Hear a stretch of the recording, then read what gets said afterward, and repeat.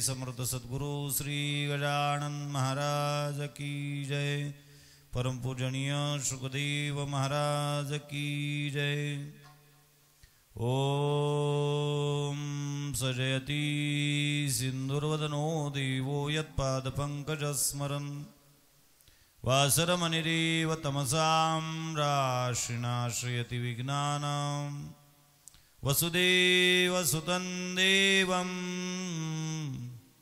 कंसचाणूरमर्दनं देवकी परमानन्दं कृष्णं वन्दे जगद्गुरुम्। ज्ञानेशो भगवान् विष्णुर् निवृत्तिर्भगवान् हरः सोपानो भगवान् ब्रह्मा मुक्ताख्या ब्रह्मचित्कला सच्चिदानन्दरूपाय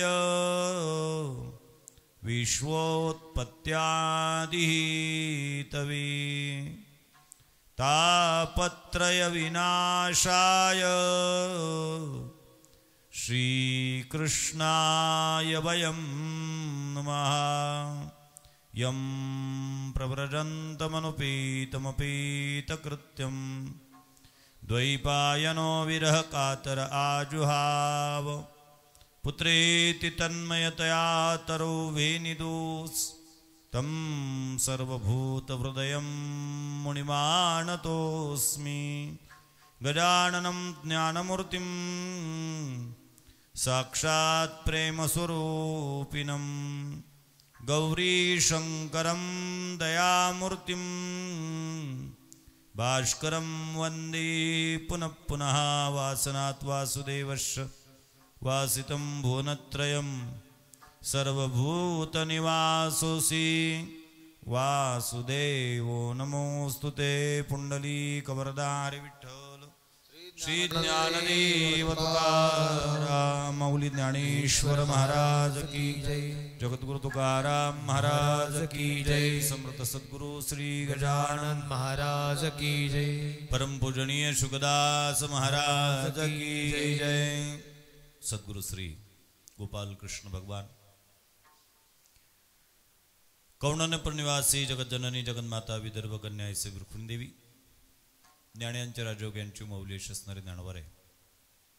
जगद्गुरु तुकोबार आहे त्याचप्रमाणे थडचे बालयोगेश श्रीगाव निवासी योगी सम्राट संत सम्राट विदेही सम्राट गजानन महाराज त्यांच्या अंतरंग प्राणप्रिय भट्टशिष्य श्री संत भास्कर महाराज गौरीशंकर महाराज तथा वारकरी कीर्तिभूषण वारकरी रत्न संत श्री वासुदेवजी महाराज अडगावकर आदी करून साधू संतांना नमस्कार करून कार्यक्रमाकरता उपस्थित असणारी संपूर्ण सहकलाकार महाराज मंडळी उपस्थित सर्व पूर्वप्रिय सज्जन आणि जगन्माता मुक्ताबाई या सर्वांना नमस्कार करून आज या ठिकाणी परमपूजनीय संत श्री शुकदासजी महाराजांच्या या लीलाभूमीमध्ये कर्मभूमीमध्ये जन्मभूमीमध्ये गेल्या अनेक वर्षापासून संपन्न होत असणारा हा स्वामी विवेकानंद जयंतीचा महोत्सव आणि या जयंती महोत्सवातील हा जो त्रिदिवसीय कार्यक्रम आहे त्या दिवशी या त्रिदिवसीय कार्यक्रमातील शेवटचं वाक्पुष्प जगद्गुरु स्वामी विवेकानंदांच्या चरणी परमपूजनीय महाराष्ट्रांच्या चरणी समर्पित करण्या अगोदर एक वृद्ध आशा स्वरूपाचा कार्यक्रम नुकताच या व्यासपीठाने अनुभवलेला आहे। तो म्हणजे परमपूजनीय महाराष्ट्रांच्या जीवनावर आधारित असणारं संत धन्वंतरी नावाचे एक पुस्तक। त्या पुस्तकाचं प्रकाशन नुकतंच या ठिकाणी संपन्न झालेलं आहे।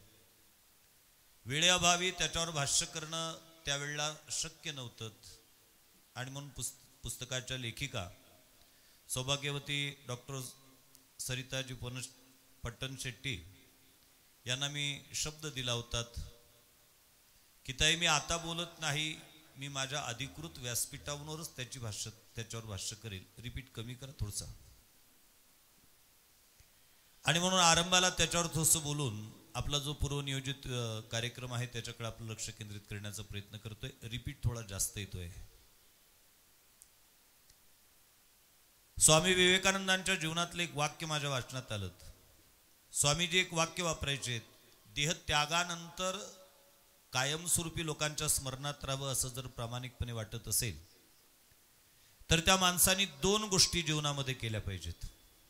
एक, आपण गेल्यानंतर लोक वाचतील असं काहीतरी लिहून ठेवावं. निदान आपण गेल्यानंतर आपल्या बाबतीत लोकांनी काहीतरी लिहावं, असं जीवन तरी जगून जावं. आणि या दोन्ही गोष्टीमध्ये तंतोतंत उतरणारं जीवन म्हणजे परमपूजनीय शुकदास महाराजांचं आहे. तत्पश्चात वाचावी अशी अनुभूतीही त्यांनी लिहून ठेवलीत. आणि महाराजांच्या देहत्यागानंतर त्यांच्यावर कोणीतरी लिहावं अशा पद्धतीचं त्यांचं आदर्श असं जीवन या पुस्तकाच्या माध्यमातून ताईंनी शब्दबद्ध केलेले. मला नेहमी असं वाटतं, वारकरी संप्रदायाची जी संत परंपरा आहेत त्या वारकरी संप्रदायाच्या संत परंपरेवर संतांनी बऱ्याचदा भाष्य केलं, पण त्या वारकरी संतांचं चरित्र हे साहित्यिकांच्या मुखातून येणं गरजेचं होतं याची खंती मला नेहमी वाटते. कारण एखादा साधू ज्यावेळेला दुसऱ्या साधूच्या संदर्भात लिहितो त्यावेळेला त्याची लिखाणाची जी पद्धती असते ती पद्धती वेगळी असते. आणि एखादा साहित्यिक ज्यावेळेला लिहितो त्यावेळेला साहित्यिकाची त्या चरित्राकडे पाहण्याची पद्धती वेगळी असते. म्हणून आमचे संत आम्ही कुठेतरी साहित्यिकाच्या मुखातून ऐकणं गरजेचे आहेत. आणि मला आज स्वाभिमान वाटतो, परमपूजनीय शुकदास महाराजांचं जीवन साहित्यातलेही डॉक्टर आणि शरीरातलेही डॉक्टर. कारण लेखिका नुसत्या डॉक्टर म्हणजे साहित्यिक क्षेत्रातल्या नाहीत, तर शारीरिक क्षेत्रातल्या सुद्धा डॉक्टर आहेत आणि त्यांनी लिहिलेले चरित्र आहेत. चरित्र या शब्दाची व्याख्या काय? चरित्र कोणाचं असतं, चरित्र कोणाला म्हणावं, कोणाचं चरित्र वाचावं, अनेक विषय आहेत. चरित्र या शब्दाची वैकुंठवासी मामासाहेब दांडेकरांनी केलेली एक व्याख्या सांगतो. सर्वसामान्यांच्या बुद्धीस अनाकलनीय घटना ज्याच्यात ग्रथित केलेल्या असतात त्याचं नाव चरित्र. सर्वसामान्यांची बुद्धी ज्या पद्धतीने विचारही करू शकत नाही अशा पद्धतीच्या घटना ज्याच्यामध्ये असतात त्याला चरित्र असं म्हणतात. किंबहुना मित्र असं म्हणेल, आमची पुढची पिढी सुसंस्कृत राहावीत असं जर प्रामाणिकपणे वाटत असेल तर आमच्या घरामध्ये दोन गोष्टीचं प्रामुख्याने आम्ही चिंतन केलं पाहिजेत. आमच्या घरामध्ये चित्र आणि चरित्र त्याच लोकांचे ठेवा ज्यांचे चारित्र्य चांगले आहेत. नाही तर बऱ्याच ठिकाणी असं दिसून येतं, आमच्या घरामध्ये चित्र असतात ते चरित्रहीनाचे असतात आणि चरित्र ज्यांचे वाचूनही त्याचे आम्ही वाचत असतो. कधीतरी असं वाटतं की जुन्या काळामध्ये एखाद्या तरुण पोराच्या अभ्यासाच्या खोलीमध्ये फोटो असायचे, ते हनुमानजीचे, त्यांचा आदर्श असायचे हनुमान. आज दुर्दैव आमचं, हनुमानांचे फोटो गेले आणि सलमानचे आले. काय आदर्श घ्यायचा हा प्रश्न आहे. एखाद्या मुलीच्या खोलीमध्ये फोटो असायचे, देवीचे असायचे, सरस्वती देवी, दुर्गा देवी या देवीचे असायचे. आज आमच्या मुलींच्या खोलीतील त्या देवीचे फोटो गेले आणि दुसरीच देवी आली जी पिऊन पडली, नाही का? अशा पद्धतीचे जर चित्र आमच्या घरामध्ये राहिले तर कसं चारित्र्य निर्माण होईल. आणि म्हणून प्रत्येकाच्या घरामध्ये अशा चारित्र्य संपन्न महापुरुषाचे चरित्र असावेत की ज्यांच्या जीवनातून सर्वात महत्वाचा जीवन जगण्याचा जो काही उद्देश आहे तो आदर्श त्यांच्या जीवनातून आमच्या पुढच्या पिढीला देता यावा. या पुस्तकाच्या ज्या लेखिका आहेत डॉक्टर सौ सरिताताई पट्टणशेट्टीत याने पुस्तकाला नाव सुद्धा खूप सुंदर दिलं, संत धन्वंतरीत. मला असं वाटतं भारतीय पौराणिक इतिहासामध्ये महाराजांना उपमा देण्याकरता दुसरी कुठली उपमा सापडली नसावी म्हणून धन्वंतरी दिली. वास्तवात ती धन्वंतरी सुद्धा उपमा त्यांना लागू पडतेच असं नाही, त्यांचं जीवन त्यांच्यापेक्षा पलीकडचं होतं. ज्या पद्धतीने बऱ्याचदा आम्ही उपमा देत असताना एखाद्या व्यक्तिमत्वाला उत्तुंगत्वाच्या बाबतीत उपमा देत असतो ती हिमालयाची.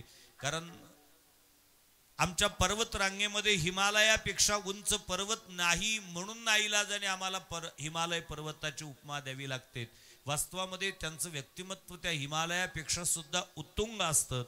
म्हणून आयुर्वेद शास्त्राच्या नियमानुसार किंवा शरीरशास्त्राच्या मीमांसेच्या चिकित्सेच्या याचा जर विचार केला तर धन्वंतरींचं नाव घेतलं जातं. आणि त्या धन्वंतरींचं नाव महाराजांच्या नावाच्या पुढं अर्थात संत धन्वंतरी, संतातला धन्वंतरी अर्थात आध्यात्मिक आणि शारीरिक दोन्ही प्रकारची मीमांसा करणारा हा धन्वंतरी परमपूजनीय शुकदास महाराज यांच्यावर लिहिल्या गेलेलं हे चरित्र नक्कीच चिंतनीय असं आहे. कारण सौ बका और एक लिखा या नियमाप्रमाणे आमच्या मुखातून निघणारा जो काही भाग असतो तो कालांतराने पिढी दर पिढी त्याची जी काही वास्तवता आहे ती वास्तवता थोडी बाजूला सारल्या जाते. आणि मी माफी मागून एक शब्द प्रयोग करेल. अलीकडच्या काळामध्ये संतांचं चरित्र लिहिल्या जात असताना त्या संतांच्या चरित्रामध्ये चमत्काराला अधिक वाव देण्यात येतो. परंतु मी प्रकाशन करता करता नाही गाठावे लागत एका शिते कळे भात या नियमाप्रमाणे या न्यायाप्रमाणे हे पुस्तक चाळत असताना माझ्या एक गोष्ट लक्षात आली की या चरित्रामध्ये महाराजांचं चरित्र लिहित असताना चमत्कारापेक्षा ताईंनी चमत्कृतीला अधिक महत्व दिलेलं दिसत आहेत. महाराजांच्या जीवनातील जी चमत्कृती आहेत ती अत्यंत महत्वाची आहे. चमत्कार हा तात्कालिक स्वरूपाचा असतो. चमत्कार हा ज्या व्यक्तीच्या जीवनात घडतो त्या व्यक्तीपुरता मर्यादित असतो. परंतु या महात्म्यांच्या जीवनातील ही जी चमत्कृती आहेत ही चमत्कृती एका डॉक्टरनी शब्दबद्ध करावीत, एका उच्च विद्या विभूषित व्यक्तीने ती शब्दबद्ध करावीत ही अत्यंत महत्वाची गोष्ट आहे. मला असं आवाहन करावंसं वाटतं या धर्ममंडपामध्ये बसलेल्या संपूर्ण भाविक सद्भक्तांना की महाराजांच्या संदर्भातलं माझ्या माहितीप्रमाणे हे दुसऱ्या अशा पद्धतीचा ग्रंथ निर्माण झालेला आहे. असे निर्माण होतील, अधिकही निर्माण होतील. परंतु मला असं वाटतं की आपल्यापैकी जे उच्च विद्या विभूषित आहेत, जे MA झालेले असतील त्यांनी महाराजांच्या या जीवन चरित्रावर PhD करावीत आणि PhDचा एक प्रबंधच महाराजांच्या नावाने प्रकाशित व्हावा. नवे नवे आमच्या विद्यापीठांमध्ये महाराजश्रींच्या नावाचं एखादं अध्यासन चालवलं जावं. महाराजांच्या जीवन चरित्राचा जो काही विचार आहेत हा समाज मनापर्यंत पोहोचणं अत्यंत गरजेचं आहे. कारण संतांच्या जीवनातील प्रत्येक गोष्ट प्रत्येक कृती ही समाजाकरता अनुकरणीय अशा पद्धतीची असते. आणि म्हणून जगद्गुरु तुकोबारांचं एक वाक्य बोलतोय फार महत्वाचं आहे. जगद्गुरु तुकोबाराय म्हणतात वाचा बोलो वेद नीती पण करू संती केले ते. आम्ही आमच्या वाचेनी वेद नीती बोलू पण वेद नीती बोलत असताना करण्याची पाडी ज्यावेळेला आमच्यावर येईल त्यावेळेला आम्ही संतांनी जे केलं ते करू. कारण संतांचं वैशिष्ट्य असतं संत हे कालमानानुसार परिस्थितीजन्य त्या अशा पद्धतीचा विचार करून तत्कालीन भौगोलिक सामाजिक आर्थिक राजकीय या सगळ्या परिस्थितीचा विचार करून ते स्वतःचं जीवन त्या पद्धतीने त्या कालखंडामध्ये व्यतीत करत असतात. आणि त्यांचं जीवनच अनुसरणीयही असतं आणि अनुकरणीयही असतं. या दोन्ही गोष्टीत काही लोक अनुकरणीय असतात तर अनुसरणीय नसतात. पण अनुकरण आणि अनुसरण ज्यांच्या जीवनचरित्राचं केल्या जावं असे परमपूजनीय कर्मयोगी संत श्री शुकदास महाराज होते. भगवान श्री ज्ञानोबारांच्या परिभाषेत जर सांगायचं झालं तर भगवान श्री ज्ञानोबारा एक ओवी फार सुंदर लिहितात. आणि मला असं वाटतं ती ओवी परमपूजनीय शुकदास महाराजांच्या जीवनाशी तंतोतंत लागू पडते. तया सर्वात्मका ईश्वरा स्वकर्म कुसुमाची विरा पूजा केली होय अपारा तोषा लागी मग ती पूजे रिजलेनी आत्मराजे वैराग्य सिद्धी देईजे पसाय तया. त्या सर्वात्मक ईश्वराची पूजा करायची असेल तर त्या सर्वात्मक ईश्वराची पूजा करण्याकरता साहित्य कुठलं लागतं. तो सर्वात्मक ईश्वर प्रसन्न कशाने होतो असा प्रश्न कदाचित भगवान श्री ज्ञानोबारायांना विचारला गेलेला असावा. त्यामुळे भगवान श्री ज्ञानोबाराय त्या सर्वात्मक ईश्वराच्या प्रसन्नतेकरता पूजा सामुग्रीचं चिंतन मांडताना फार सुंदर अशा पद्धतीचा विचार मांडतात. त्या सर्वात्मक ईश्वराला जर तुम्हाला प्रसन्न करून घ्यायचं असेल तर स्वकर्म कुसुमाची विरा. अर्जुना स्वतःच्या कर्मरूपी कुसुम नाम फुलाची माळ त्या परमात्म्याला समर्पित केली पाहिजे. कारण कर्मे ईशू भजावा हा सिद्धांत 750 वर्षापूर्वी भगवान श्री ज्ञानोबारायांनी ज्ञानेश्वरीच्या माध्यमातून मांडलात. आणि त्याचाच पुरस्कार परमपूजनीय शुकदास महाराजांनी संपूर्ण जीवनभर कर्मे ईशू भजावा या सिद्धांताचा पुरस्कार केला. स्वतःच्या कर्मरूपी कुसुमाची माळा भगवान परमात्म्याच्या चरणी समर्पित करायची. आणि तो देतो काय त्याच्या मोबदल्यामध्ये मग ती पूजे रिजलेनी आत्मराजे वैराग्य सिद्धी देईजे पसायतया. वैराग्य सिद्धी प्रसाद रूपाने त्याला प्राप्त होत असते. आणि म्हणून हे स्वतःच्या कर्मरूपी कुसुमाची माळा परमपूजनीय महाराजांच्या जीवनचरित्राच्या निमित्ताने डॉक्टर सौभाग्यवती सरिताताईंनी चांगल्या शब्दामध्ये अगदी सोप्या आणि सुटसुटीत भाषेमध्ये शब्दबद्ध करून समाजांच्या समोर ठेवलेले आहेत. अर्थात हा ग्रंथ प्रत्येकाने संग्रही ठेवावा हा निश्चितच आपल्या जीवनाला आमूलाग्र परिवर्तन घडवण्याच्या दृष्टिकोनातून मार्गदर्शक ठरेल यात तीळ मात्र शंका नाही. आज माझ्याकडे वेळ भरपूर आहे, म्हणजे विषय भरपूर आहेत, त्या मानाने वेळ कमी आहेत, माफ करा, परंतु काय हरकत नाहीत.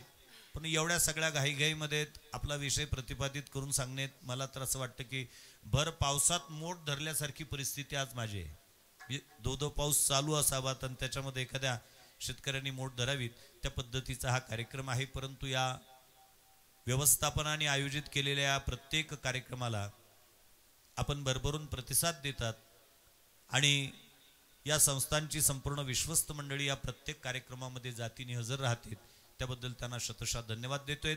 आणि संत धन्वंतरी नामक या पुस्तकाचं प्रकाशन झालं असं जाहीर करून या विषयाला याच ठिकाणी पूर्णविराम देतो. छोटासा गजर होईल आणि आपल्या मूळ विषयाकडे आपलं लक्ष केंद्रित करेल. ज्ञानोबाराया माझ्या तुकोबाराया, ज्ञानोबाराया माझा कोबाराया, ज्ञानोबाराया माझ्या तुकोबाराया, ज्ञानोबाराया माझा तुकोबाराया, ज्ञानोबाराया माझ्या तुकोबाराया, ज्ञानोबाराया माझा तुकोबाराया,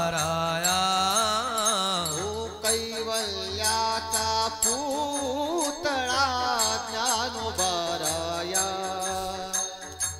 कैवल्याचा पुतळा ज्ञानोबाराया,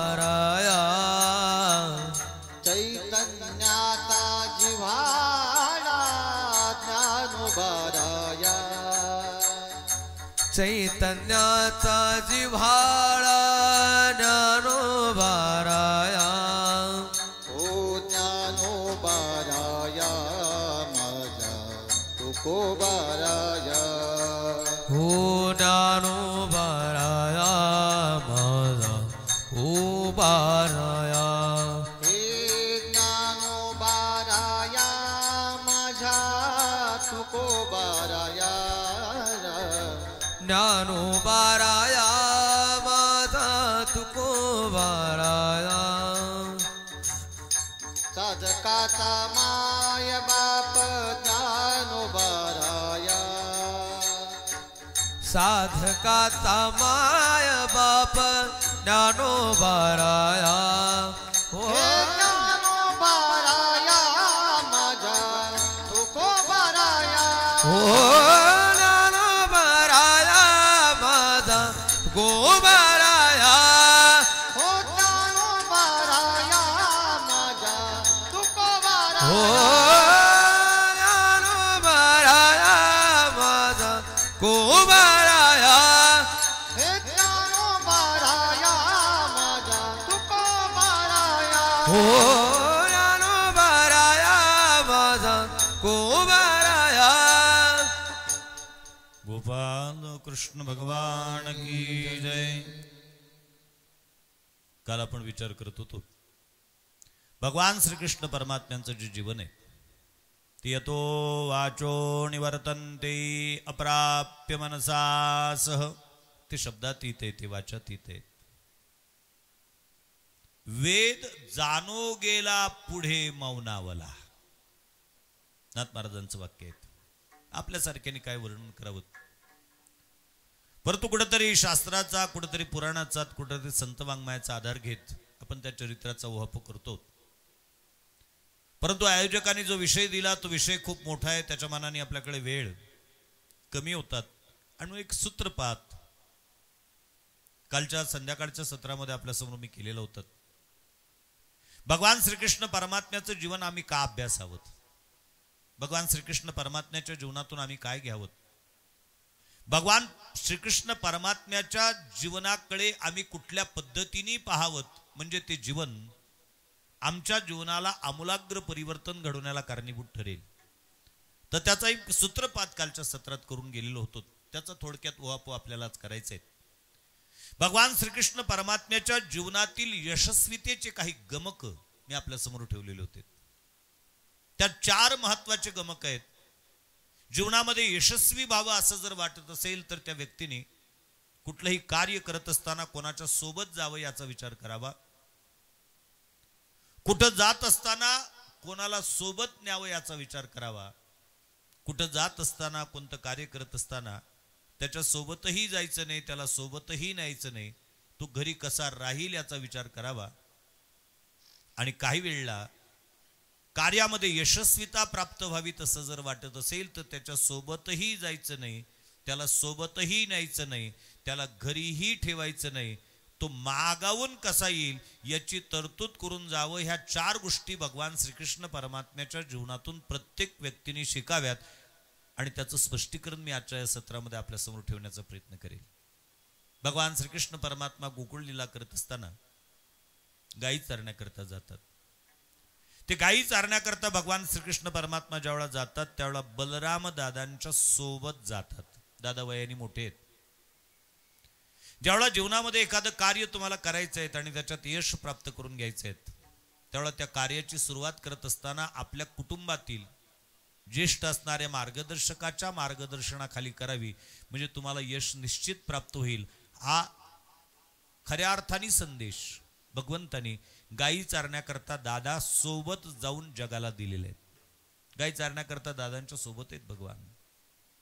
परंतु त्याही पुढे एक वाक्य सांगतोय, हा कथाभाग जवळपास सगळ्यांनाच माहिती आहे. कुठं जात असताना कोणाला सोबत न्यावं. भगवान श्रीकृष्ण परमात्मा नुसता गायी चारण्याकरता नाही जात, बऱ्याच ठिकाणी जातात. भगवान कंस वधा करता जातात, दादांना सोबत नेतात. पण मला त्याही पेक्षा महत्वाचं सांगायचं आहे, भगवान भौमासुराच्या वधा करता जातात त्यावेळेला सत्यभामेला सोबत नेतात. पत्नीला सोबत नेण्याला अडचण नाही अधिकृत असताना, परंतु पत्नीला सोबत न्यावं. कुठं तीर्थयात्रेत चाललाय सोबत हरकत नाही, धार्मिक कार्यात चाललाय पत्नी सोबत घेतली हरकत नाही, शॉपिंग मॉल मध्ये चाललाय पत्नी सोबत हरकत नाही. पण युद्ध करण्याकरता जात असताना पत्नी सोबत नेणे कुठली न्याय आहे, कुठली नीती आहे. पण भगवान परमात्मा भौमासुराच्या वधाकरता जेवढा जातात त्यावेळा भगवान सत्यभामा देवीला सोबत नेतात. आणि काय कारण आहे थोडक्यात स्पष्टीकरण देण्याचा प्रयत्न करेल. भौमासूर नावाचा राक्षस आहे, त्याचं नाव आहे नरकासूर. भौम नाम पृथ्वीपासून जन्माला आलात म्हणून त्याला भौमासूर म्हटलं जायचं. नरकासूर या शब्दाची व्याख्याच आहे नर अधिक क. नर म्हणजे मनुष्य, क म्हणजे सुख. यावत भूतलावर जन्माला आलेल्या अखिल मानव मात्रांना अपेक्षित असणारं जे सुख आहे ते सगळंच सगळं सुख ज्याच्याकडे उपलब्ध होतं, परंतु त्या सुखाचा उपभोग घेत असताना ज्याचा आचारच आसुरी आहे म्हणून तो नरकासूर. तो नरकासूर नावाचा राक्षस आहे. प्रॉग ज्योतिषपूर त्याची राजधानी आहे. आणि त्या प्रॉग ज्योतिषपूर नावाच्या राजधानीच्या ठिकाणी त्यांनी तब्बल 16,100 कन्यांना स्वतःच्या कैदेमध्ये टाकलेले. त्यांनी त्रेतायुगातील त्वष्टा नावाच्या प्रजापतीची कशेरू नावाची कन्या सर्वात आधी फोडून आणलेली होती आणि त्यांनी प्रतिज्ञा केलेली होती अशा 1-2 नव्हे तब्बल 1,00,000 मुली गोळा करेल आणि त्यांच्यासोबत एकत्रितरित्या विवाह लावेल. ही संकल्पना भौमासुराची 5,500 वर्षापूर्वीची. म्हणून त्यांनी पहिल्यांदा देवकन्या, गंधर्वकन्या, यक्षकन्या, नागकन्या सगळे एकत्रित केल्यात. आणि त्या सगळ्यांना एकत्रित करून एक शंखाकार, ज्या पद्धतीने आपण तो शंख वाजवतो त्या शंखाकार एक गुह निर्माण केलं आणि त्या गुहामध्ये त्या सगळ्या कन्यांना कैद करून ठेवलेले.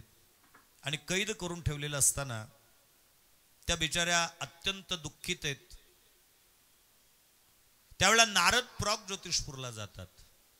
भारतीय पौराणिक इतिहासातील नारद असं एक व्यक्तिमत्व आहे की ज्या व्यक्तिमत्वाला कुठंच रोकटोक नाहीत.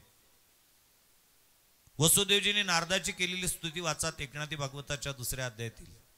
जरासंध कृष्णाचा वैरी तुझी चाल त्याचे घरी आणि सुदर्शन सभे माझारी आपतत्वे थोरी पै तुझी. वसुदेवजी म्हणतात एरवी जरासंध कृष्णाचा वैरी होतात पण तू त्याच्या इकडे जात होतात आणि सुदर्शन सभेमध्ये तर तुझ्याकरता एक खुर्ची राखीवच असायची कधी. रावणे देव घातले बंदी तो रावण तुझे चरणवंदी. रावणाने सगळ्या देवांना बंदिशाळेमध्ये टाकलं आणि तो रावण नारदाचं चरणवंदन करत होतात. नवे नवे मंदोदरी ज्यावेळेला रावणाला सांगतेत अहो आता तरी सुधरा. बिभीषणजी रामचंद्राला शरण गेलेत, ते स्वतः तर वाचलेत परंतु बाकीच्यांनाही वाचवण्याचा ते प्रयत्न करतायत. तुम्ही सुद्धा तसा काहीतरी योग्य निर्णय घ्या, रामाची सीता परत करा आणि रामाला शरण जात. दयार्द्र अंतःकरणाचा येतो. त्यावेळेला रावण संतप्त मंदोदरीवर आणि मंदोदरीला सांगतो मंदोदरी तुला काय वाटतं ग बिभीषण रामाला शरण गेला म्हणजे तो खूप शहाणा आहे. मनशी बिभीषण शहाणा तो महामूर्ख जाना. तो महामूर्ख आहे का रामाला शरण गेला की रामरूप झाला. फक्त शरण गेलात रामरूप नाही झालात. आणि मंदोदरी तुला सांगू का पंचवटी सन्मुख जाता मीच पावतो सायुज्यता. सकळ कोळ उद्दनरथा सीता चोरोनी आणली. मंदोदरी पंचवटीच्या सन्मुख जर मी गेलो असतो ना मला सायुज्य मोक्ष प्राप्त झाला असतात पण मला एकट्याला सायुज्य नको आहे. सकाळात संपूर्ण कुळाच्या उद्धाराकरता मी सीता चोरून आणलीत. मंदोदरी हसतेत गालातल्या गालात. म्हटली बरोबर आहे. स्वतःच्या दोषाला आदर्शाचं पांघरून घालणे म्हणतात ते हेच. सीतेची अपेक्षा म्हणून सीता चोरून आणलीत आणि सगळ्या कुळाचा उद्धार करतो म्हणतात. कोणी शिकवलं तुम्हाला हे? त्यावेळेला रावणाचे वाक्य आहेत फार महत्वाचे आहेत. रावण म्हणतो मंदोदरी हा मी घेतलेला निर्णय माझ्या बुद्धीचा नाही, हे मज ज्ञान नारदोक्त. हे मला नारदानी सांगितलं. अर्थात रावण कोणाच्याच म्हटल्याने ऐकत नाही, नारदाच्या म्हटल्याने ऐकतो. त्याही पुढे एक वाक्य सांगतो नाथ महाराजांचे. नाव घेऊन दी देवाचे हे बिरुद हिरण्यकश्यपूचे. त्याशीही तुझे कीर्तन रुचे विषमत्वसाचे तुझ नाही. देवाचं नाव घ्यायचं नाही असा अध्यादेशच पारित केलेला होता हिरण्यकश्यपाने. माझ्या राज्यात राहायचं असेल तर देवाचं नाव घ्यायचं नाही. स्वतःच्या पोराने घेतलेलं नाव सुद्धा ज्यांनी सहन केलं नाही आणि प्रल्हादाला मारण्याकरता तब्बल 11 प्रयोग स्वतः हिरण्यकश्यपाने केलेले आहेत स्वतःच्या सख्या पोराला मारण्याकरता. आणि त्याच हिरण्यकश्यपाची आणि नारदांची ज्या ज्या वेळेला भेट व्हायची त्यावेळेला हिरण्यकश्यपू नारदाला नमस्कार नव्हता करत. नमस्कार नव्हता म्हणत. काय म्हणत होता? नमो नारायण, नमो नारायण. काय महाराज इतक्यात काय आलेच नाही राजवाड्यात, काही तुमच्या भजनाचा योग आला नाही, यानं एखाद्या वेळेला करू ना भजन. हिरण्यकश्यपाने म्हणाव माझे वाक्य नाही ते. त्याशीही तुझे कीर्तन रुचे. कीर्तन म्हणजे कंबर बांधून नव्हे, कीर्तन म्हणजे संकीर्तन, कीर्तन म्हणजे भगवत नामचिंतनाची साधना. असं व्यक्तिमत्व नारद आहे, कुठंच रोकटोक नाहीत. प्रॉग ज्योतिषपूरला गेलेले आहेत नारद. भौमासुराने नमस्कार केलात. जगाच्या पाठीवरचे पहिले पत्रकार असल्या कारणामुळे पत्रकारांना कुठेही जाण्यापासून कोणीही अडवू शकत नाही. तुम्हाला आठवत असेल काही दिवसापूर्वी आपल्या देशामध्ये एक वीरप्पन नावाचा चंदन तस्कर म्हणून प्रसिद्ध होतात. त्या वीरप्पनला पकडण्याकरता एक नव्हे जवळपास 2 ते 3 राज्याची मिलिटरी जात होती. केंद्र सरकारचं राखीव पोलीस दल त्या ठिकाणी प्रयत्न करत होतात पण तो वीरप्पन सापडत नव्हता. कारण ज्या राज्याचं पोलीस दल यायचं, पोलीस फोर्स यायची, तो लगेच दुसऱ्या राज्याच्या सीमेमध्ये घुसायचा. ज्याच्यापर्यंत ना केंद्र सरकार पोहोचू शकलं ना राज्य सरकार, पण पत्रकार मात्र त्याच्यापर्यंत पोहोचत होते, त्याची मुलाखत घेत होते आणि बातमी सचित्र पेपरला प्रकाशित करत होते. कारण आजही पत्रकारांकडे ती व्यवस्था आहे. नारदाला भौमासुराने नमस्कार केलात, पूजन वगैरे केलं आणि नारद त्या औदाकार असणाऱ्या, त्या शंखाकार असणाऱ्या गुहामध्ये गेलेत आणि त्या गुहामध्ये असणाऱ्या ज्या काही मुली होत्या त्यांनी नारदांच्या पायावर साष्टांग दंडवत घातलात आणि ढसा रडायला लागलेत. मी एक वाक्य सांगतो बापू, थोडं बारके नाही ऐकत. संसाराच्या रंगमंचावर स्वतःचा अभिनय सादर करणारे अभिजात कलावंत आहात तुम्ही माझ्या समोर जे बसलेले आहात. पण दुर्दैव आहे या कलावंताच्या जीवनातलं की या कलावंताच्या जीवनामध्ये काही आनंदाचे क्षण येतात त्यावेळेला त्याला मनसोक्त हसावं वाटतं आणि कधी कधी दुःखाचे क्षण येतात त्यावेळेला रडावं वाटतं. पण आमच्या जीवनातलं सगळ्यात मोठं दुर्दैव जर कोणचं असेल तर ते हेच आहे, ज्यावेळेला हसण्याचे क्षण येतात त्यावेळेला आमच्या हसण्याला स्वातंत्र्य नसतं आणि ज्यावेळेला रडायची इच्छा होते त्यावेळेला आमच्या रडण्याची दखल कोणी घेत नाही. याच्यापेक्षा दुःख असूच शकत नाहीत. बऱ्याचदा असं घडतं की आमचा एकुलता एक मुलगा केंद्रातून नाही राज्यातून पहिला येतो, मेरिट येतो. असं वाटतं हिवऱ्यामध्ये नाही मेहकरमध्ये जितके हॉटेल्स असतील त्याच्यात जितके पेढे असतील तितके सगळे पेढे खरेदी करावेत आणि स्वामी विवेकानंदांच्या जयंतीच्या निमित्ताने एकत्रित आलेल्या प्रत्येक व्यक्तीला ते वाटावेत आणि त्यांना सांगावं माझा पोरगा मेरिट आलाय, हे घ्या पेढेत, हे घ्या पेढेत. त्याच्याकडे पैसेही आहेत, त्याच्याकडे व्यवस्थाही आहेत, पण तितक्यात त्याला फोन यावा शेजारच्याची एकुलती एक मुलगी अपघातात मेलेली आहे. याचा पोरगा मेरिट आला याचा आनंद सुद्धा याला व्यक्त करता येत नाही. कारण विचार करतो आपण जर पेढे वाटावेत शेजाऱ्याला काय वाटेल आणि कधी कधी रडावं वाटतं दुःखद प्रसंग निर्माण झाल्यानंतर, पण रडता येत नाही. त्याचं कारण आहे याच्या जीवनामध्ये अप्रिय घटना घडलेली आहे. त्याला असं वाटतं आपण आता धाय मोकलून रडावत. तितक्यात लक्षात येते की शेजारच्या पुरीचा साखरपुडा आजच आहे. हा विचार करते त्याच्याकडे साखरपुडा आहे मग सनई का आपल्या घरात वाजवायची का आपण. याला रडता येत नाहीत. मी एक वाक्य नेहमी वापरत असतो, रडताना सुद्धा मजा येते. बरं रडताना सुद्धा मजा येते, पण कधी ज्यावेळेला अश्रू पुसण्याकरता कोणी असते पहा तुम्ही अनुभव घेऊन, अश्रू पुसण्याकरता जर कोणी असेल तर रडताना सुद्धा मजा येते. पण दुर्दैव असतं आमच्या जीवनाचं, आमच्या अश्रू पुसण्याकरता कोणीच नसते. आणि त्याचं कारण आहे पुसण्याकरता पुसणाऱ्याचा तर कोरडा पाहिजे ना, दुपट्टा किंवा पदर. प्रत्येकाचा ओला आहे, कशाने स्वतःचे पुसू पुसू, तो काय दुसऱ्याचे पुसणार आहेत. आणि हा विषय मी याच्याकरता मांडतोय, मला आवाहन करायचं आहे या व्यासपीठावरनं, ज्या ज्या वेळेला असे प्रसंग तुमच्या जीवनामध्ये येतील, मग ते दुःखाचे असोत वा ते सुखाचे असोत, ते प्रसंग सांगण्याकरता तुम्ही तुमच्या संसारिकातील तुमच्या प्रापंच क्षेत्रातील तुमच्या नातेवाईकाकडे जाण्याची भानगड करू नका. दुःखाचे प्रसंग असतील तरी नातेवाईकाकडे जाऊ नका, कारण नातेवाईकांचं वैशिष्ट्य आहे आमच्या दुःखाच्या जखमेवर लावण्याकरता त्यांच्याकडे मलम नसतो. पण एक लक्षात ठेवा, मीठ मात्र प्रत्येकाच्याच घरी असतं. आणि म्हणून बऱ्याचदा आमचे नातेवाईक आम्हाला जखमा दाखवायला लावतात आणि त्याची मलमपट्टी करण्याच्या ऐवजी मस्तपैकी त्याच्यावर मीठ घासत असतात. हा अनुभव आहे आपला. त्याच्याही पुढे एक वाक्य सांगतोय, जीवनामध्ये दुःख निर्माण झाल्यानंतर ज्यावेळेला आम्ही आमच्या नातेवाईकाकडे जातो त्यावेळेला आमचे नातेवाईक इतके चालाक असतात, आमचं दुःख रडून ऐकून घेतात आणि हसून जगाला सांगत असतात, आला होता तो काल, रडत होता, पोरगा वागवत नाही, पोरगी नांदत नाही, त्याचाच दोष आहे मूर्खाचा, लक्ष दिलं नाही. रडून ऐकतात आमच्याकडून हो आणि हसत लोकांना सांगतात. म्हणून दुःखाचे प्रसंग नातेवाईकाला सांगू नका आणि सुखाचे प्रसंग तर सांगूच नका.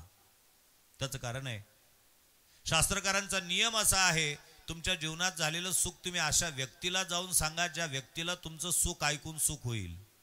आमच्या अवतीभोवती असणारे असे बरेच लोक असतात की त्या लोकांना आमच्या जीवनातील सुख ऐकून सुख होण्याऐवजी दुःख होणाऱ्यांची संख्या दिवसेंदिवस वाढते. हे आमच्या जीवनातलं सगळ्यात मोठं दुःख आहे. बऱ्याच ठिकाणी असं दिसून येतं, विनोदाने सांगितलं जातो की पुण्यामध्ये एक व्यक्ती आनंदाने नाचत होती. शेजारच्याने त्याला विचारलं, का म्हटले काय नाचताय सकाळपासून, तुम्ही खूपच आनंदित दिसताय, आनंदाचं कारण काय. त्यावेळेला त्यांनी तुम्हाला माहित नाही का आपले शेजारची कुलकर्णी आहेत ना, त्या कुलकर्ण्यांना 10 लाख रुपयाची लॉटरी लागली. याला आश्चर्य वाटलं, लॉटरी त्याला लागली हे आनंदाने नाचतायत. म्हणजे का लॉटरी त्यांना लागली तुम्ही का नाचतात, त्याच्यातले 5 तुम्हाला देणार आहे का तो. म्हटले नाही. मग नाचण्याचं कारण काय. त्यांनी नाचण्याचं कारण सांगितलं. म्हटले त्याला 10 लाख रुपयाची लॉटरी लागली पण त्याचं तिकीटच नाही सापडून राहिलं सकाळपासून, म्हणून नाचतो मी. म्हणजे याचा फायदा नाही, दुसऱ्याचं नुकसान होतं, त्याच्यात आनंद आहे. ही परिस्थिती आहे. पण ज्या ज्या वेळेला तुमच्या जीवनात हे दोनही प्रसंग येतील, मी छाती ठोकपणे सांगतोय, परमपूजनीय महाराजांच्या हयातीमध्ये असे कित्येक लोक त्यांच्या दर्शनाकरता यायचे, जे रडत रडत येत होते आणि हसत हसत परत जात होते, यात तीळ मात्र शंका नाही. आज त्यांच्या देहत्यागानंतर सुद्धा ती जी त्यांची पवित्रतम अशा पद्धतीची गादी आहेत, आसन व्यवस्था आहेत, त्या आसन व्यवस्थेच्या समोर त्यांचा जो पुतळा त्या ठिकाणी ठेवलेला आहे, अंतःकरणपूर्वक प्रार्थनापूर्वक महाराजांना विनंती करा आणि तुमच्या जीवनातलं दुःख सांगा. छाती ठोकपणे व्यासपीठावरून सांगतो, तुमच्या दुःखाचं निराकरण तात्काळ करण्याची क्षमता त्या व्यासपीठात आजही आहे. ही अनुभूती आहे, ही व्यवस्था आहे त्यांच्याकडे. आणि तुमच्या दुःखांना सुखामध्ये परिवर्तित करत असताना तुमच्या जीवनातील जे सुख आहे त्याला सुद्धा वृद्धिंगत करता येण्याची व्यवस्था त्यांच्या जीवनामध्ये आहेत. साहेबांनी काल त्यांच्या जीवनातले बरेचसे प्रसंग सांगितलेत आणि त्या प्रसंगाचं चिंतन करत असताना, त्यांच्या तोंडातून ते प्रसंग ऐकत असताना मी ज्यांचं बोट धरून परमार्थ शिकलो त्या माझ्या गुरुवाऱ्यांच्या जीवनाचं स्मरण मला त्या ठिकाणी होत होतं की अगदी या महात्म्यांची जीवन जगण्याची पद्धती किती समान असते, किती समान असते. तुमच्या अंगणात विहीर असावीत, यांच्या अंगणात विहीर असावीत. विहिरी दिसताना जरी दोन दिसतात ना, तरी त्या वॉटर लेवलला जशा एकच असतात ना, तसं चिंतनाच्या दृष्टिकोनातून हे महात्मे किती समानतेने असतात, किती एक रूप अशा पद्धतीचे असतात. महाराजांकडे कुणीही गेलं, महाराज घ्या पेढेत, कशाचे आहेत सांगितलं, महाराज मुलगा BA झाला, लगेच त्याचं वाक्य संपते न संपते त्यांचं पुढचं वाक्य असायचं, MA करा. महाराज होईल का, न व्हायला काय झालं, झाला MA. महाराज तुमच्या आशीर्वादाने MA झालात, आमचा कुठला डोंबल्याचा आशीर्वाद, त्यांनी प्रयत्न केला, PhD करा, आपल्याला गरज नाही त्याची, पण मानोपी महता धनम, त्याची उंची कशी वाढेल, तो अधिकाधिक परिश्रम करून सर्वोच्च स्थानापर्यंत कसा पोहोचेल, त्याला प्रोत्साहित करण्याचं काम. नाही तर बऱ्याचदा आमच्या अवतीभोवती असणारे जे लोक असतात त्याचा अनुभव येतोय की इंदिरानगरच्या झोपडपट्टीत राहणारा पोरगा होतात, निकालाचा दिवस होतात आणि मेरिट मध्ये आला होतात, विश्वास बसत नव्हता त्याचा, त्याच्यावर म्युन्सिपाल्टीच्या लाईट खाली अभ्यास करणारा त्या पोराचा. मेरिट आलात, आनंद वाटलात, घरी धावत आलात आणि घरी धावत येऊन लहानपणापासून ते बचत मळकं होतं मातीचं, त्याच्यामध्ये 5-5, 10-10 पैसे गोळा केलेले होते, धाड दिशा जाऊन फोडलं, 90-100 रुपये निघालेत, संपूर्ण जीवनाची कमाई होती. ती धावत धावत हॉटेलमध्ये गेला, 1 किलोवर पेढे विकत आणलेत. पेढ्याचा 1 किलोचा पेढा आयुष्यात म्हणजे डबा त्याच्या हातात पहिल्यांदा आलेला होता आणि जसा डब्बा फोडला तसा त्याला शेजारचे काका समोर दिसले, घ्या काका पेढे. काकानी पेढे घेण्याकरता हात पुढे केला तर बाळूला विचारलं, बाळू कशाचे पेढे आहेत रे? काका कशाचे म्हणजे? नाही म्हटले घर घेतलं का गाडी घेतली का घोडा घेतला. म्हटले कशाला काका गरीबाला ही नव्हता, कुठं गरीबाच्या नशिबामध्ये घर गाडी घोडा, मग पेढे कशाचे आहेत? म्हटले काका आज निकालाचा दिवस आहे, मी पहिल्या नंबरनी पास झालोय, त्याचे हे पेढे घ्या. आणि नेमका गोंधळ असा झाला की बाळू ज्या वर्गात होतात त्याच वर्गात काकाचाही बाब्या होतात आणि तोही पहिला आला होता, पण तो खालून पहिला होता आणि हा वरून पहिला होता. खालून पहिला ज्याचा मुलगा आला त्याच्या हातात या पोरांनी पेढे दिलेत, गोड लागतील का त्याला? मग त्याला जर गोड लागत नसतील तर तो दुसऱ्याचे तरी घास कसे गोड होऊ देईल. त्यांनी सांगितलं वा वा पहिला नंबर येईल म्हणून. काय झालं, कॉफ्या पुरवायला किती जण होते तुला कसं काय माहित? कारण हे खिडकीतून पडलं होतं कॉफ्या टाकता टाकता आणि म्हणून याला माहित होतं. म्हणजे आम्हाला समोरच्याला झालेला आनंद द्विगुणित करता येण्याची व्यवस्था आमच्याकडे नाही, पण आम्ही त्याच्या दुधामध्ये मिठाचा खडा नक्कीच टाकत असतो. परंतु स्वाभिमान याच गोष्टीचा आहे की संत आमच्या सुखाला दुप्पटनी नाही कित्येक पटीने वाढवण्याची क्षमता ठेवतात, ती मशीन आहेत. आणि म्हणून अशा पद्धतीचे प्रसंग येतील, या संतांकडे जा. विषयाचं विषांतर नाही, मी त्या दिवशी बोललोय, मी माईक सोडूनही बोलत नाही आणि विषय सोडूनही बोलत नाही. मला महत्वाचा विषय सांगायचा होता की नारद ज्यावेळेला त्या औदाकार शंखाकार गुहामध्ये गेलेत त्यावेळेला त्या मुली रडतात नारदाकडे, कारण जीवाच्या जीवनामध्ये रडण्याकरता योग्य ठिकाण फक्त आणि फक्त संत आहेत. याच्या व्यतिरिक्त कुठेही रडण्याच्या भानगडीत पडू नका, अश्रू वाया गमावू नका. अश्रू कधी येत असतात हा एक विचार महत्वाचा आहे. ज्या भावना व्यक्त करण्याकरता आमच्याकडे शब्द कमी पडतात ना, त्यावेळा त्या भावना अश्रुवाचं रूप धारण करून बाहेर पडत असतात. त्यांना वाट मोकळी करून देत जा, पण योग्य ठिकाणी. त्या रडतायत नारदाच्या जवळ आणि नारदांना सांगतात, महाराज आम्हाला असं कळलंय की भगवान परमात्मा या अवनी तलावर अवतीर्ण झालेला आहे आणि अवतीर्ण झालेला असताना अजून आम्ही दुःखातच आहोत. भगवान परमात्मा उत्तीर्ण होतात कारण भगवान स्वतः बोलले, संभवामी युगे युगे. मी माफी मागून बोलतो, दोन्ही शास्त्री महाराजांना माफी मागतोय कॅमेऱ्याच्या समोर आणि त्याच्यावर स्पष्टीकरण देतोय. बऱ्याच शहाण्यांनी गीतेतील या श्लोकाचा विपर्यास सद्यस्थितीमध्ये करणं चालू केलेलं आहे की भगवान परमात्म्याने दिलेलं हे आश्वासन राजकीय नेत्यांच्या आश्वासनाप्रमाणे आहेत की काय. भगवान म्हणतात मी अवतीर्ण होतो, मग भगवान आता का अवतीर्ण होत नाही. शहाण्या श्लोक वाच पहिल्यांदा तो, त्याच्यात संभवामी प्रत्येक वर्षी आहे की संभवामी युगे युगे आहे. संभवामी युगे युगे. आणि सध्याचं जे युग आहे कलियुग आहे, कलियुगातला अवतार झालेला आहे. कलियुगा माझी बुद्ध झाला हरी आणि तुकोबाची शरीरी तोची असे. कलियुगामध्ये बुद्ध अवतार झालेले आहेत. त्याच्यामुळे दरवर्षी अवतार नाही होणार. युग धर्माला जाणून भगवान कुठंतरी कला अवतार म्हणा बाकीचे अवतार धारण करून याची व्यवस्था करत असतात. मी ज्यांचं बोट धरून परमार्थ शिकलो ते माझे गुरु वैकुंठवासी संत श्री वासुदेवजी महाराज यांच्यासोबत आम्ही लहान असताना कीर्तनाला गेलो. ते काचुर्णा नावाचं गाव अमरावती जिल्ह्यामध्ये. आणि त्या काचुर्ण्याला गेल्यानंतर काही गांधीवादी विचाराचे विचारवंत महाराजांच्या भेटी करता आलेले होते. त्यांनी असाच प्रश्न उपस्थित केला होता. म्हणले, महाराज आम्हाला तुम्हाला प्रश्न विचारायचे. मी विचारा काय विचारायचे. यदा यदा हि धर्मस्य ग्लानिर्भवति भारत अभ्युत्थानमधर्मस्य तदात्मानं सृजाम्य. म्हटले श्लोक पाठ आहे, पुढे बोला काय तर.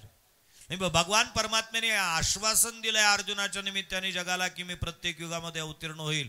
मग देवाला आता इतके पाप दिसत नाहीत का? देव अवताराला का येत नाही? महाराज असलेत. महाराज म्हटले, साहेब तुमच्या प्रश्नातच तुमचं उत्तर दडलेलं आहे. थोडा प्रश्न तुम्हीच विचारलात, तोच थोडासा बारकाईने तुम्ही चिंतन करात म्हणजे तुम्हाला उत्तर मिळेल. नाही कळलं त्यांना काय म्हणायचं आहे. महाराज म्हटलं, साहेब तुमचा प्रश्न कसा आहे सांगू का? 15 ऑगस्ट यावर्षी किती तारखेला येते?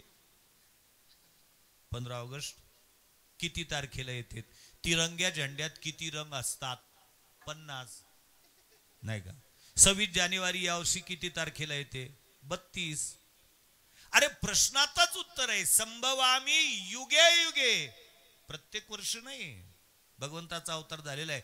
म्हटली मग आता ही बदलत चाललेली जी घडी आहे, बिघडत चाललेली जी घडी आहे, ही सुव्यवस्थितरित्या करण्याचं काम कोणी केलं पाहिजे? महाराजांनी लगेच पलटी मारली. त्यावेळेला महाराजांनी सांगितलं, आता भगवंताच्या अवताराची गरज नाही, तुमच्यासारख्या समाज सुधारकांची आवश्यकता आहे. कारण भगवान परमात्मा या अवनी तलावर आल्यानंतर त्याचा एकच तळाख आहे, भक्ता राखी पाया पासी, भक्ता राखे पाया पासी, भक्ता राखे पाया पासी, भक्ता राखे पाया पासी. हे दुर्जनासी संहारी, दुर्जनासी संहारी, भक्ता राखे पाया पासी, भक्ता राखे पाया पासी, खे पाया पासी, भक्ता राखे पाया पासी, भक्ता राखे पाया पासी. दुर्जनासी सोवारी, दुर्जनासी सोवारी, दुर्जनासी सोवारी. भक्ता राखे पायापाशी दुर्जनाशी संहारी. तर भगवंताचा नियमच आहे भक्तांचं रक्षण करत असताना दुर्जनाचा संहार करणे. आणि आज परिस्थिती अशी आहे, या जगतामध्ये भक्त किती? आकडेवारी सांगा, टक्केवारी सांगा. असं म्हटलं तर कोणी सांगू शकेल काय? इतके भक्त. आता आम्ही पत्रिकेत लिहत असतो ते लेखन स्वातंत्र्य आहे, अभिव्यक्ती स्वातंत्र्य आहे म्हणून ठीक आहे. ह भ प बाकीचे जाऊ द्या, पण लिहिणारे तरी असतात की नाही याच्याच बाबतीत साशंकता आहेत. तळ महाराजांनी एक दृष्टांत दिलात. आणि महाराजांनी सांगितलं मी तुमच्याजवळ ओळीत निवडण्याकरता देतो आणि तुम्हाला एकच विनंती करतो, याच्यातले काळे आणि गोरे निवळा. कशातले? उडदातले. उडदातले काळे गोरे काय निवडता येणार आहेत? उडीद म्हटलं की ते सगळे काळेच असणार. तसं आता भगवंतांनी जरी इथे येऊन निवडण्याचे ठरवलेत ना, तर दुर्जनाशी संवारी हेच काम करावं लागेल. भक्ता राखे पायापाशी त्याला आता सध्या करता येणार नाही. त्याच्याकरता हृदय परिवर्तन करणाऱ्या तुमच्यासारख्या समाज सुधारकाची गरज आहे. म्हणून परमपूजनीय महाराजांसारखे संत, जगद्गुरु स्वामी विवेकानंदांसारखे जे काही महात्मे अवनीतलावर आलेत, हे भगवत अवतारच आहेत, भगवंताचे कला अवतार आहेत. युग धर्माला जाणून भगवंताचं कार्य ही या ठिकाणी पार पाडत असतात. नवे नवे नामदेव महाराजांनी एक वर्णन केले, फार महत्वाचे आहेत. ब्रह्ममूर्ती संत जगी अवतरली, उद्धराया आले दीनजना. ब्रह्ममूर्ती संत जगी अवतरलेत, या जगतामध्ये ते अवतीर्ण होतात. कसं करता होतात? उद्धराया आले दीन जनात. मी थोडक्यात वेगळा विषय, परंतु या विषयाला बळकटी आणण्याकरतात आणि माझ्या घासात लागलेला जो खळा आहे तो खळा काढण्याकरता मी फक्त याचा आधार घेतोय. आता माझ्या बोलण्याचा कल तुमच्या लक्षात येत असेल असं गृहीत धरतो. नाही आलं तर स्पष्टीकरण देण्याकरता मी तयारही आहे आणि समर्थही आहे. कारण ऐऱ्या गैऱ्याच्या सोबत राहून परमार्थ शिकलेला पठ्ठ्या नाहीयेत, डब्याचं दूध पिलेलं नाहीये, त्याच्यामुळे मला स्पष्टीकरण दिलं पाहिजे. सांप्रदायाच्या सिद्धांताला जिथं धक्का लागत असेल, तो सांप्रदायाच्या सिद्धांताचा धक्का आणि डब्बा पुसून काढण्याकरताच आम्ही जन्माला आलेलो आहोत. अवतीर्ण झालो असं म्हणणार नाही, पण जन्म त्याच्याकरता याचा मात्र सार्थ स्वाभिमान आम्हाला आहे. सत्ता 3 प्रकारच्या आहेत वेदांत शास्त्राच्या दृष्टिकोनातून. एक पारमार्थिक सत्ता, दुसरी ते व्यावहारिक सत्ता आणि तिसरी ते प्रातिभासिक सत्ता. आणि या 3 सत्तेचे एक वैशिष्ट्य मी तुमच्या समोर ठेवतो. पारमार्थिक सत्तेमध्ये एकमेवा द्वितीयम ब्रह्म, फक्त भगवान ब्रह्मच आहे त्या ठिकाणी. एक अद्वैत ब्रह्म पाही, दुसरी अनेक काहीच नाही, पारमार्थिक सत्ता. व्यावहारिक सत्तेमध्ये जीव आणि जगत आहे आणि प्रातिभासिक सत्ता ही स्वप्न सृष्टी आहे. आणि या 3 सत्तेचं वैशिष्ट्य आहे, ज्या सत्तेतली वस्तू त्याच सत्तेत उपयोगाला येते, एका सत्तेतली वस्तू दुसऱ्या सत्तेत उपयोगाला येत नाही. किंबहुना एका सत्तेतल्या वस्तूला दुसऱ्या सत्तेत उपयोगाला येण्याकरता त्या सत्तेला सत्तांतर करावं लागतं. पक्षांतर नाही बरं, सत्तांतर म्हणत होतो मी. शब्द थोडे बारकाईने ऐकत म्हणजे लक्षात येईल. उदाहरणादाखल जर सांगायचं झालं तर एक माणूस होता, त्याने जेवण केलं आणि जेवण झाल्यानंतर स्वतःच्या हाताने एक पाण्याचा गळवा भरून घेतला, त्याच्यावर प्लेट ठेवली, त्याच्यावर पेला उबळा ठेवला आणि झोपलात. आणि झोपेत त्याला स्वप्न पडलं आणि स्वप्नात त्याला भयंकर तहान लागली, तळमळ तळमळ करतोय पाण्याकरतात. आता जर 2 मिनिटात पाणी मिळालं नाही तर मरतो की काय, अशी परिस्थिती निर्माण झालेली आहे. आणि मला प्रश्न विचारायचा आहे, त्यांनीच झोपायच्या अगोदर त्याच्या हाताने त्याच्या उशाशी पाण्याचा गळवा भरून ठेवलेला आहे. ज्या व्यक्तीला स्वप्नात तहान लागली त्या व्यक्तीने स्वतःच्या हाताने उशाशी भरून ठेवलेल्या गळव्यातील पाण्याचा काय उपयोग? कारण तहान स्वप्नातली आहे आणि पाणी प्रत्यक्षातलं म्हणजे व्यावहारिक सत्तेतलं आहे. व्यावहारिक सत्तेतलं पाणी स्वप्नातल्या तहानीकरता उपयोगाला येत नाही, कारण सत्ता बदललेली आहे. मग त्याला स्वप्नातली तहान भागवायची असेल तर काय केलं पाहिजे? त्याने स्वप्नातच एखादी नदी पाहिली पाहिजे, एखादी विहीर पाहिली पाहिजे, एखादा नळ पाहिला पाहिजे, पाणपोई पाहिली पाहिजेत आणि स्वप्नातच तिथं जाऊन स्वप्नातलं पाणी पिलं पाहिजे. मला याच्या उलट बोलायचं, एखाद्या माणसाला प्रत्यक्षात तहान लागली 15 मेला दुपारी 12 वाजता भर उन्हात, आणि त्याने स्वप्नात एक मोठा तलाव पाहिलेला होता, एक धरण पाहिलेलं होतं, त्याच्यात तुडुंब पाणी भरलेलं होतं. प्रत्यक्षातल्या तहानीला स्वप्नातल्या तलावातील पाण्याचा काय उपयोग होतात? काय उपयोग होत नाही, कारण स्वप्न प्रातिभाषिक आहे आणि तहान प्रत्यक्षातली आहे. त्या पद्धतीने पारमार्थिक क्षेत्रातलं ते ब्रह्म आहे. त्या पारमार्थिक क्षेत्रातल्या ब्रह्माला व्यावहारिक सत्तेतल्या जीवाला, जगताला उपयोगाला यावं असं ज्या वेळेला वाटतं त्यावेळेला त्या ब्रह्माला ब्रह्मरूपाने राहून चालत नाही, उपयोग होत नाही. त्यावेळेला तेच ब्रह्म कुठल्या तरी संताच्या रूपाने युगधर्माला जाणून अवतरित होत असते. मग ते स्वामी विवेकानंदाच्या रूपाने होते, कधी ते शुकदास महाराजांच्या रूपाने होते, कधी ते वासुदेव महाराजांच्या रूपाने होते, तर कधी ते गाडगे महाराजांच्या रूपाने होते, कधी ते तुकडोजी महाराजांच्या रूपाने होते. ते मूर्तिमंत ब्रह्म या ठिकाणी अवतरित होतात आणि अवतरित होऊन भगवंताच्या कार्याच्या वेगळ्या पद्धती म्हणजे कार्यापेक्षा वेगळी कार्यपद्धती अवलंबतात. त्याची कार्यपद्धती आहे भक्ता राखे पायापाशी आणि दुर्जनाशी संहारित. आणि यांची कार्यपद्धती असते जी खळाची व्यंकटी सांडो तया सत्कर्मी रती वाढो भूता परस्परी पडो मैत्र जीवांचे. आणि म्हणून मग ते कार्य करत असताना कार्य पद्धती जरी वेगळी असली तरी हेतू सारखाच असतो आणि ते संत या जगताचा उद्धार करत असतात. आणि म्हणून त्यांचे मंदिर बांधल्या जातात. हो, अलीकडच्या काळामध्ये मंदिर बांधण्याला जर कोणी विरोध करत असेल, मंदिर कशा करता म्हणून जर सांगत असेल आणि फारच अभ्यास वृत्तीने जर चिंतन मांडत असेल की चराचरामध्ये भगवान परमात्मा असताना, चराचरामध्ये ईश्वरीय शक्ती असताना मंदिर कशा करता बांधायचे, तर मी त्यांना प्रश्न विचारू इच्छितो की तुमची विद्वत्ता खूप मोठी आहे की ज्याची मोजदात होणं शक्य नाही. परंतु चराचरामध्ये जरी ईश्वर शक्ती व्यापक असली तरी त्या चराचरामध्ये असणाऱ्या ईश्वर शक्तीचं दर्शन घेण्याची क्षमता निदान सांगणाऱ्याच्या तरी डोळ्यात आहे का हे त्यांनी पहिल्यांदा जाहीर करावं. आणि नसे लक्षात आलं तर मी व्यवहार आणि विज्ञानाचं जोड देऊन या विषयाला बळकटी आणण्याचा प्रयत्न करेल. विज्ञानाची प्रगती आहे. आज अमेरिकेतून प्रदर्शित होणारा, दिल्लीतून प्रदर्शित होणारा सध्या लोकसभेचं अधिवेशन चालू आहे, त्या अधिवेशनातून थेट प्रक्षेपण या ठिकाणी हिवऱ्यात बसून आपल्याला पाहता येतं. कारण त्याच्या ध्वनी लहरी, त्याच्या चित्रलहरी या वातावरणात असतात. मग आता सध्या जे लोकसभेचं अधिवेशन चालू आहे त्याचं जे थेट प्रक्षेपण चालू आहे त्याच्या चित्रलहरी सध्या तुम्ही ज्या मंडपात बसलेले आहात त्या मंडपात आहेत की नाहीत? आहेत. मग तुम्हाला पाहता येतात का? पाहता येत नाहीत. मग पाहायचे असतील तर काय केलं पाहिजे? पाहायचं असेल तर एकच केलं पाहिजे, नाईट टीव्ही. निदान आता ज्याच्याकडे मोबाईल आहेत अँड्रॉइड, ज्याच्यामध्ये बॅलन्स आहे, नेट पॅक टाकलेला आहे, आणि त्याला इथं बसल्या बसल्या टीव्ही चॅनल हे करून ते पाहता येतात. कारण त्या ध्वनी लहरी आणि त्या चित्र लहरी आकर्षित करण्याकरता कुठल्या तरी उपकरणाचा आधार घ्यावा लागतो.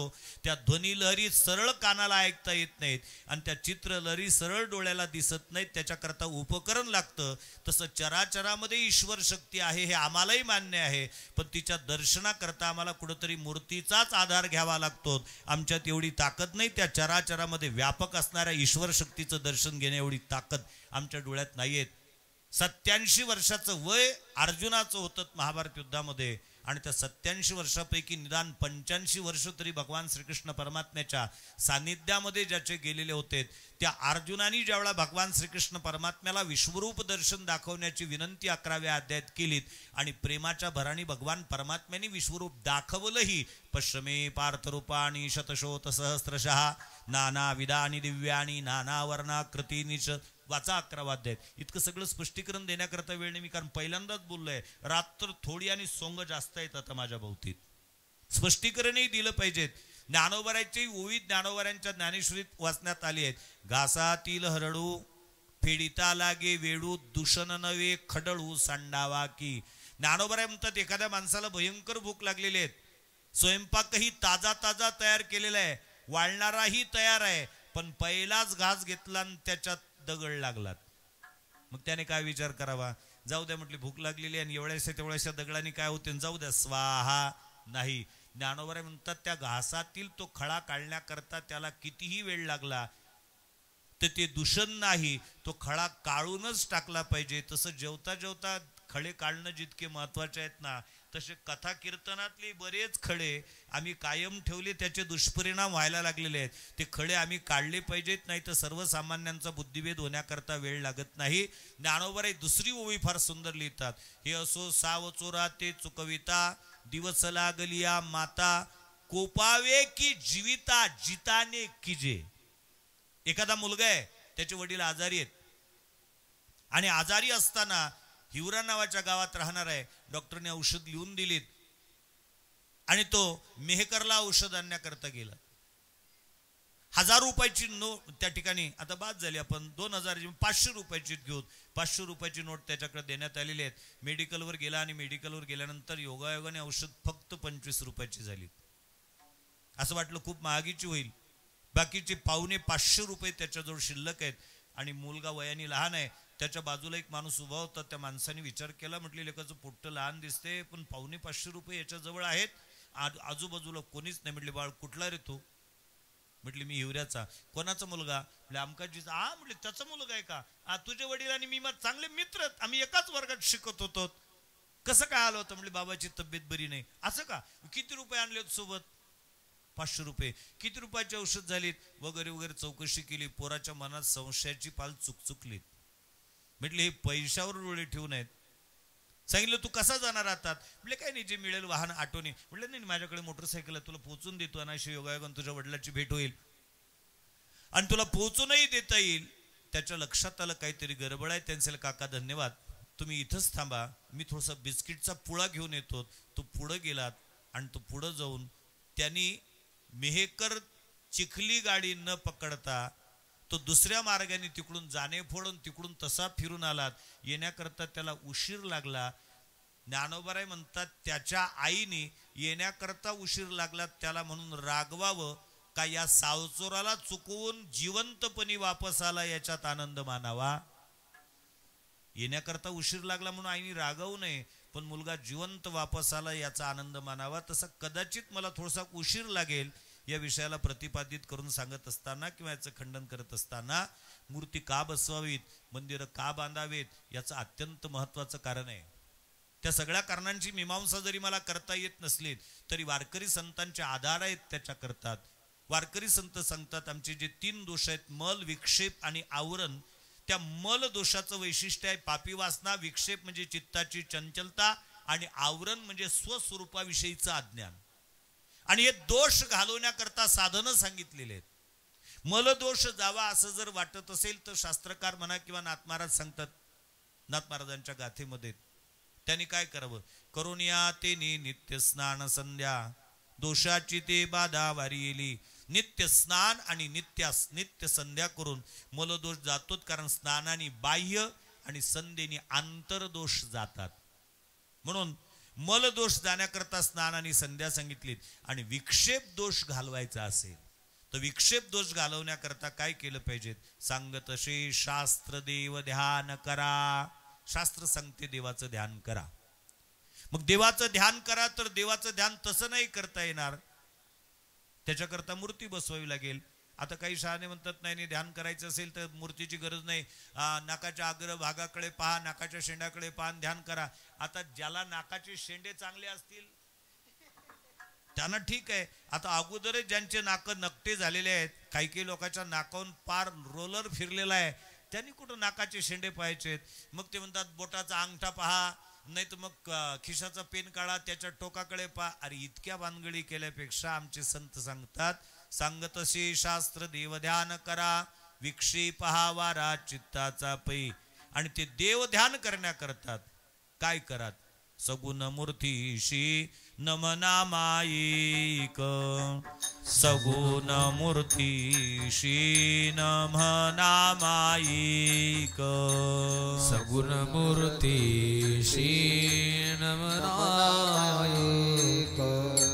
सगुण मूर्तीशी नमनायिक. शास्त्रात्यंतिक सांगत से. शास्त्र आत्यंतिक सांगत से. सगुण मूर्तीशी नमनामायिक. शास्त्र आत्यंतिक सांगत से. शास्त्रात्यंतिक सांगत से. शास्त्रात्यंतिक सांगत से. सगुण मूर्तीशी नमनामायिक. शास्त्रात्यंतिक सांगत से. शास्त्रात्यंतिक सांगत से. शास्त्रात्यंतिक सांगत से. सगुण मूर्तीशी नमनामाईक शास्त्रात्यंतिक सांगतसे. सगुण मूर्तीला माईक म्हणू नका, हा आमचा बाप सांगतेत नाथ महाराज. नाथ महाराज म्हणतात मी नाही सांगत, मला शास्त्राने सांगितलेलं आहे. नाथ महाराज ब्राह्मण आहेत. ब्राह्मण असल्यामुळे भाषेत मवाळपणा आहे नाथांच्या. झटका जगद्गुरु तुकोबारायचा पाहणं कसं आहे तर तुकोबारायनी यांना धारेवर धरले शहाण्यांना, आणि त्या शहाण्यांना विचारतात का हो तुम्ही मूर्तीपूजेचा विरोध का करता. नाही म्हटलं आम्ही विरोध नाहीये, पण चराचरामध्ये परमात्मा व्यापक असताना तुम्ही संकोचित करतात आणि त्याची मूर्ती बसवतात, त्याचं कारण काय. जगद्गुरु तुकोबाराय त्या विद्वानांना प्रश्न विचारतात, तुमचं म्हणणं काय. अवघे ब्रह्मरूप ना म्हटले बरोबर, तुम्ही म्हणतात तसंच अवघ ब्रह्मरूप आहे. मग तुकोबाराय म्हणतात माझ्या एका प्रश्नाचं उत्तर द्या. अवघे ब्रह्मरूप रिता नाही ठाव आणि प्रतिमा तो देव कैसा नव्हे. अवघ ब्रह्मरूप आहे, त्याच्या वाचून जर जागा रिकामी नाही तर प्रतिमेत काय भूत आहे का. मग प्रतिमा तो देव कैसा नव्हे. आम्हाला त्या व्यापक परमात्म्याचं दर्शन करण्या एवढी व्यापक दृष्टी आमच्याकडे नाही. कारण विश्वरूप दर्शनाकरता अर्जुनाला जर दिव्य दृष्टी द्यावी लागली तर तुमची आमची काय गत हो. आम्हाला 5 फुटावरच्या वस्तू दिसत नाहीत, भिंगासारखे चष्मे झालेत आमचे, आणि चराचरातला देव सांगायला लागलात. कमाल आहेत. अरे आम्हाला कुठंतरी मूर्तीचा आधार घ्यावा लागले. एकच दृष्टांत सांगतो आणि विषयाला पूर्णविराम देतो. एक वारकरी बाबा होते, पंढरपूरला वारीला पायी चाललेले होते, आणि वारीला पायी चाललेले असताना एक श्रीमंत ग्रस्त नुकती त्याची गाडी घेतलेली होती, फॉर्च्युनर कंपनीची गाडी असेल. गाडी घेऊन चाललेला होता, एकटाच होता गाडीमध्ये, उन्हाचे दिवस होते. त्याने त्या वारकऱ्याकडे पाहिलं, मुद्दाम वारकऱ्याकडे जाऊन गाडी उभी केली. सांगितलं बाबा कुठं निघालात. म्हणले पंढरपूरला. बसता का गाडीत. मी अनाशी पंढरपूरला चाललो. वारकऱ्याने विचार केला तर देव ठेवीला तैशी राहावे, नाही का. आहेत अनाशे योग, चला. महाराज ते वारकरी बाबा गाडीत बसलेत, आणि गाडीत बसल्यानंतर ज्याने गाडीत घेतलं तो थोडासा जास्त विचारवंत होतात, म्हणजे बुद्धिवादी. अलीकडच्या काळात एक नवीन वर्ग जन्माला आला शास्त्री महाराज, बुद्धिवादी. मला अजूनही त्या बुद्धिवादी या शब्दाचा अर्थच नाही समजत. बुद्धिवादी बुद्धिवादी म्हणजे काय. मग मी माझ्या बुद्धीने त्याचा अर्थ लावण्याचा प्रयत्न केला. ज्याच्या बुद्धीचा अजूनही वाद आहे त्याला म्हणावं बुद्धिवादी, म्हणजे आहे की नाही ज्याला बुद्धी, असे ते स्वतःला बुद्धिवादी म्हणून घेणारे बरेच आहेत. तो बुद्धिवादी होतात. त्यांनी सांगितलं का तुम्ही पंढरपूरला कशा करता जाता. म्हटलं आमचा देव आहे तिथं, पंढरपूरला दर्शन घेण्याकरता गेलं पाहिजेत. काय म्हटले बोरचट भावना आहेत तुमच्या. देव पंढरपुरात आहेत आणि तुमच्या हस्त साधूंचे प्रमाण आहेत. विठ्ठल जळीस तरी भरला, रिता ठाव नाही उरला, आजिम्या दृष्टीने पाहिला विठ्ठलची. परमात्मा सर्वत्र व्यापक आहेत. मग सर्वत्र व्यापक असणाऱ्या परमात्म्याच्या दर्शनाकरता तुम्ही पंढरपूरला का जाता. वारकऱ्यांनी परोपरीने समजावण्याचा प्रयत्न केला. बाबा सर्वांगाने आई जरी मुलाची असली तरी त्याला भूक लागल्यानंतर अंगठा चोकून भागत नाही. त्यांनी विचार करूनही माझी आई लोकांतात बसलेली आहे का एकांतात आहे, त्यांनी पदर बाजूला करावात आणि खुशाल स्तन चोकावं तरच त्याची भूक होईल. नाही पटलं त्याला. 7.5 हॉर्सपॉवरच्या मशीनने लावून मोठ्या पाईपामधून पाणी जाते आहे. त्या पाण्याचा खळखळाट कानाला ऐकायला येतोय, पण तहान लागल्यानंतर त्या पाईपला तोंड लावून काम भागत नाही. कुठंतरी अर्धा इंचाची नळाची तोटी शोधावी लागते आणि ती चालू करून मग तहान भागवावी लागते. त्या पाईपाला तोंड लावून तहान भागत नाही. तरी त्याच्या बुद्धीला पटलं नाही. शेवटी थोडा वेळ पुढे गाडी गेल्यानंतर त्यांनी सांगितलं वारकरी बाबा 2 मिनिट फक्त. काय त्यांनी गाडी गॅरेजला उभी केलीत आणि गाडीतल्या उभी केल्यानंतर या वारकऱ्यांनी विचारलं का म्हटली कशा करता उभी केलीत, गाडी तर सगळी टकाटक दिसते तुमचे. त्यांनी सांगितलं नाही नाही सगळी गाडी व्यवस्थित आहेत, टायर मधली थोडी हवा कमी झालेली आहे, हवा तेवढी मारायची आहेत, आणि त्याच्याकरता गॅरेजवर गाडी त्यांनी उभी केलीत. आणि या वारकऱ्याला जागा सापडलीत. म्हटली कमाल झाली तुमची, सर्वत्र हवा आहे, जिकडे पाहाव तिकडे हवाच हवा आहे, आणि इतकी हवा सगळीकडे व्यापक असताना तुम्ही त्याच्यात भरण्यासाठी या गाडी टपऱ्यावाल्या अर्थात छोटस टप्पर होतं त्याच्याकडे जाण्याची गरज काय हो. अहो सगळ्या वातावरणात हवा आहे ना, कशाला पाहिजे. त्यांनी सांगितलं वारकरी बाबा तुम्हाला नाही समजणार याच्यातलं, वातावरणात हवा आहे, परंतु ती वातावरणात जरी हवा असली तरी गाडी चालण्याकरता जी टायर मध्ये हवा पाहिजे ती टायर मधली हवा या वातावरणातल्या हवेचा उपयोग नाही. त्याच्यात प्रेशरनी भरावी लागते आणि ती व्यवस्था ती मशीन याच्याच जवळ आहेत, ही हवा याच्यात भरता येत नाही. त्यांनी सांगितलं मलाही तेच म्हणायचं होतं, सर्वत्र परमात्मा व्यापक आहे, पण जे प्रेशर पाहिजेत ना ते प्रेशर फक्त पंढरपुरात आहे, म्हणून आम्हाला तिथं जावं लागतं. इथलं तिथलं प्रेशर कमी पडतं, तिथं उपयोगाचं होत नाही. म्हणून मंदिरं बांधावे का लागतात? समाजाचा बुद्धिभेद निदान प्रबोधन कारण तरी करू नयेत. मी आधाराशिवाय बोलणार नाही. शास्त्री महाराज न बुद्धिभेदम जनयेत ज्ञानानाम कर्मसंगीनाम जोशयेत सर्व कर्माणी विद्वान युक्त समाचरण. या विद्वानाला त्याच वेळेला आदेश 5,500 वर्षापूर्वी भगवंतांनी दिला, न बुद्धिभेदम जनयेत, समाजाचा बुद्धिभेद करू नका. पण आज समाजाचा बुद्धिभेद केला जातोय. एक वाक्य बोलून या विषयाला पूर्णविराम देईल. कारण मला आठवत जातात जशी ते दळणाकरता बसलेली बाई पूर्वीच्या काळात त्या जात्यावर बसल्यानंतर तिला ओव्या पाठ करून जावं लागत नव्हतं. ती जात्यावर बसली की तिला ओव्या आठवायच्यात. तसं मी इथं आलो की त्या आठवतात आणि ते सप्रमाण आठवतं. असं वाऱ्याला लाता मारणे माझ्या गुरूंनी मला शिकवलेलं नाही. एकच विचार आणि अत्यंत महत्वाचा विचार, मंदिर बांधून काय होतं, मंदिर बांधून काय होतं, मंदिर काय देतं, मंदिर, असे बरेच चर्चेचे विषय आहेत. एक वाक्य सांगू का? अहो, मंदिर बांधण्याची संकल्पना मांडल्यानंतर जर सरकार येऊ शकतं नाही का? मंदिर बांधण्याची केवळ कल्पना मांडली तर सत्ता येऊ शकते. बाकीच्या काय गोष्टी ठेवल्यात हो तुम्ही? ही ताकद मंदिराची आहे. म्हणून याच्या पुढे कुठंतरी कुठल्याही विद्वानांनी निदान या व्यासपीठाचा वापर करून तरी मंदिराला विरोध आणि पारमार्थिक असणाऱ्या ज्या काही रूढी असतील, परंपरा असतील, त्यांना विरोध करण्याचं महापाप करू नये. तुम्ही तुमची विद्वत्ता इतर कुठल्याही स्टेजवरून पाजळवा. आमच्या व्यासपीठाचा उपयोग या कामाकरता करू नये, ही सक्त ताकीद या व्यासपीठाच्या माध्यमातून मला द्यावीशी वाटते. अत्यंत महत्वाचा गोष्ट विषय निघालेला होता. त्या ज्या काही कन्या आहेत त्या नारदाकडे रडतात. सांगितलं तुम्ही म्हणता देव अवतीर्ण झालाय, येतो ना? कारण द्वापार युग होतात, इथंच होतो ना मी. हा बस, मग तेच म्हणायचं होतं. कारण मी जिथून निघालो तिथं जागेवर येण्याची तितकी क्षमता आहे. कारण वाघ आहे, जनावर म्हटल्यानंतर त्याचे काही निश्चित ठिकाणं नसतात, पण त्याचे घ्राणेंद्रिय इतके सक्षम असतात की ते कुठून निघाले तिथं बरोबर ते गुगल मॅप न वापरता आपल्या ठिकाणावर जाऊ शकतात. त्याच्यातला तो एक भाग आहे. भगवान अवतीर्ण झाले आहेत असं म्हणतात त्या युगामध्ये. आम्ही मात्र रडतो आहेत.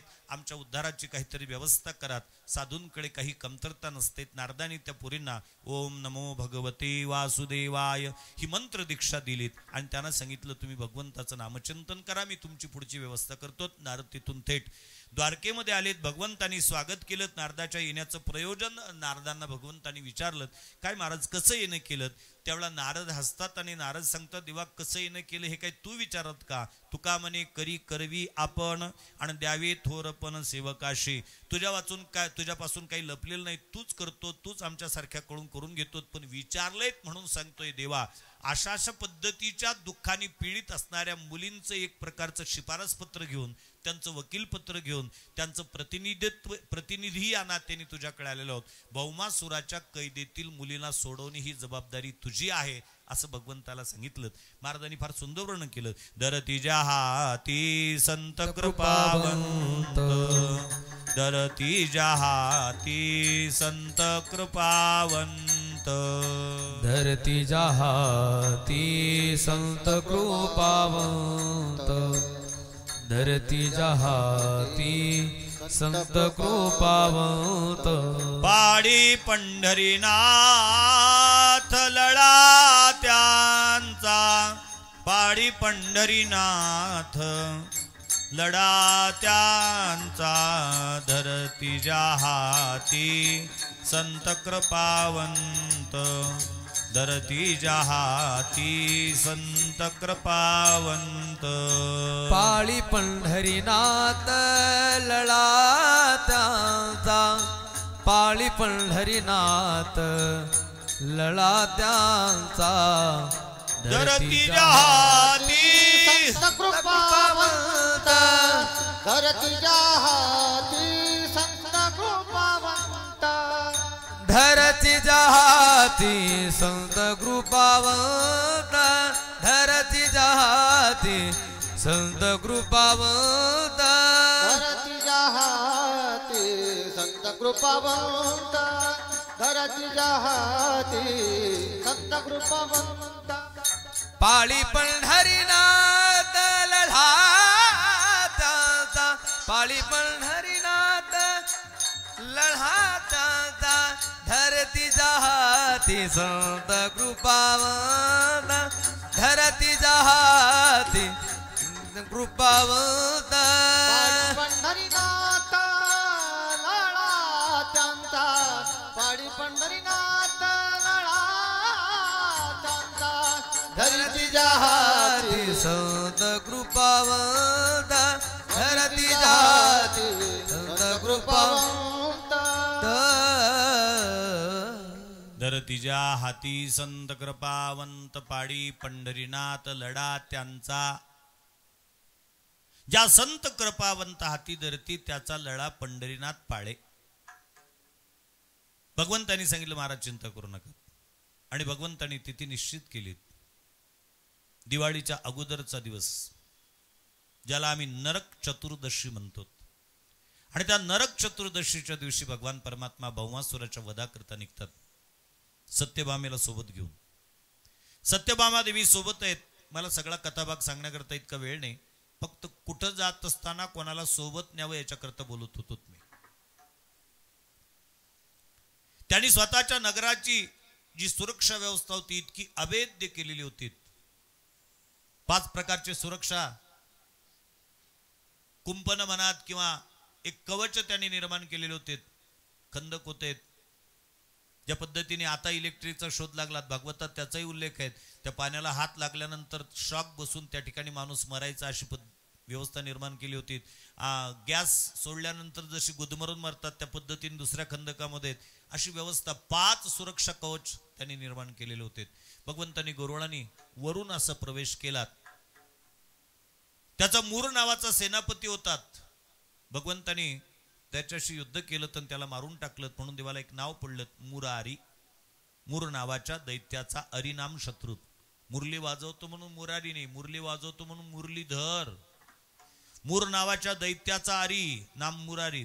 आणि त्याच्यानंतर भौमासूर युद्ध करता आलात. आणि भौमासूर युद्ध करता आल्यानंतर भगवान परमात्म्याचं आणि भौमासुराचं युद्ध चालू झालेलं आहे. भौमासूर जे शस्त्र टाकतोय जे अस्त्र टाकतोय त्याला निरस्त्र करण्याचं काम फक्त भगवान श्रीकृष्ण परमात्मा करतात. त्याचा हल्ला फक्त परतवतात. त्याच्यावर प्रतिहल्ला मात्र भगवान परमात्मा चढवताना दिसत नाहीत. आणि हे जेव्हा सत्यभामेच्या लक्षात आलं तेव्हा सत्यभामेच्या मुखातून सहज शब्द निघाले, भगवंता काय पाहता देवा, मारा याला. मारा याला म्हटल्याबरोबर भगवंतानी भौमासुराचा वध केला. ही कथा आहे भागवतातली. आता प्रश्न विचारायचे आहेत मलाच या कथेच्या माध्यमातून. सत्यभामेनी मारा याला मरेपर्यंत भगवंतानी भौमासुराला का मारलं नाही? कारण हा भौम म्हणजे पृथ्वीचा पुत्र आहे, पर्यायी भगवंताचाच पुत्र आहे. आणि पृथ्वीच्या उदरी ज्यावेळा त्याचा जन्म झाला त्यावेळा त्या पृथ्वीने सांगितलं देवा माझा एकुलता एक मुलगा आहे आणि याला आशीर्वाद द्या, हा अमर झाला पाहिजे. भगवंतानी सांगितलं पृथ्वी तुझ्या हे लक्षात कसं येत नाही, ज्या लोकामध्ये तो जन्माला आलेला आहे त्या लोकांचं नाव काय? मृत्यू लोक. म्हणजे पहिल्यांदा मृत्यू त्याच्यानंतर लोक शब्द जोडलेला आहे त्याला. म्हणजे इथं आलेल्या प्रत्येक व्यक्तीच्या जीवनातील एकच गोष्ट निश्चित आहे ते म्हणजे मृत्यू. बाकी सगळ्या गोष्टी अनिश्चित आहेत. सांगितलं देवा माझा आवड कोणाचं आहे असो जावं लागणार आहे. आया आहे सो जाएगा राजा रंक फकीर. प्रत्येकाला जावं लागणार. त्यावेळेला पृथ्वी देवीने सांगितलं देवा ठीक आहे पण निदान माझी एक तरी अट तुम्ही मान्य केली पाहिजे. म्हटली कुठली? जोपर्यंत मी त्याला मर किंवा त्याला मारा हा शब्द उच्चारणार नाही तोपर्यंत तो मरता कामा नाही. म्हणजे तथास्तु. कारण मागणारा किती चतुर असला तरी देणारा चतुराचा शिरोमणी आहे हे बोलता कामा नये. तो चतुराचा शिरोमणी आहे. आणि म्हणून भगवंतानी भौमासुराच्या वधाला जाताना सत्यभामेला सोबत घेतलं. त्याचं कारण आहे भगवंताच्या ज्या अष्टनायिका आहेत रुक्मिणी, जांबुवती, सत्यभामा, मित्रविंदा, नग्नजिता, कात्यायनी, जे काही कालिंदी, जी काही अष्टनायिका आहेत ह्या अष्टनायिका कोण आहेत? भूमिरापो नलो वायू खम मनो बुद्धिरेवच अहंकारम इति यम्मे भिन्ना प्रकृतिरष्टदा. आता याच्यावरही वाद आहेत बरेच. इतके श्लोक कशाला पाठ तुझ्याच्याने होत नसतील तू नको करू. आम्ही ज्या संप्रदायाचे पुरस्कर्ते आहोत आम्हाला आमच्या बापांनी सांगितलं साक्षीवीन बोले तरी मज पाहिजे दंडिलेत. एक वाक्य बोलतोय अधिक तुमच्याशी सांगतोय. तुम्ही समोर बसलेली जी लोक आहेत ना तुमच्या सगळ्या लोकांचा उद्धार ज्ञानेश्वर महाराज वाघाची विद्वत्ता करणार नाही नाही नाही. त्याच्या शब्दात ताकद नाही, मग तुम्ही का बसलेत कारण नसताना इथं? मला तुम्हाला त्याच्यापेक्षा वेगळं सांगायचं आहे. ज्ञानेश्वर वाघाची विद्वत्ता तुमच्या उद्धाराला कारणीभूत होणार नाही, पण ज्ञानेश्वर वाघ या व्यासपीठावरून जितके गीतेचे श्लोक, ज्ञानेश्वरीच्या ओव्या, जगद्गुरु तुकोबारांचे प्रमाण गाईल, त्या प्रत्येक श्लोकात ओवीत प्रमाणात नाही, त्याच्या प्रत्येक अक्षरामध्ये तुमच्या प्रत्येकाच्या उद्धाराची व्यवस्था, याची हमी मी घेतोय. ही ताकद आहे त्या शब्दांमध्ये. ती अक्षरे नवती देखा ब्रह्म साम्राज्य दीपिका, अर्जुना लागी चितकळिका उजळली या श्रीकृष्णे. अक्षर नाही ते ब्रह्म साम्राज्याची दीपिका आहेत.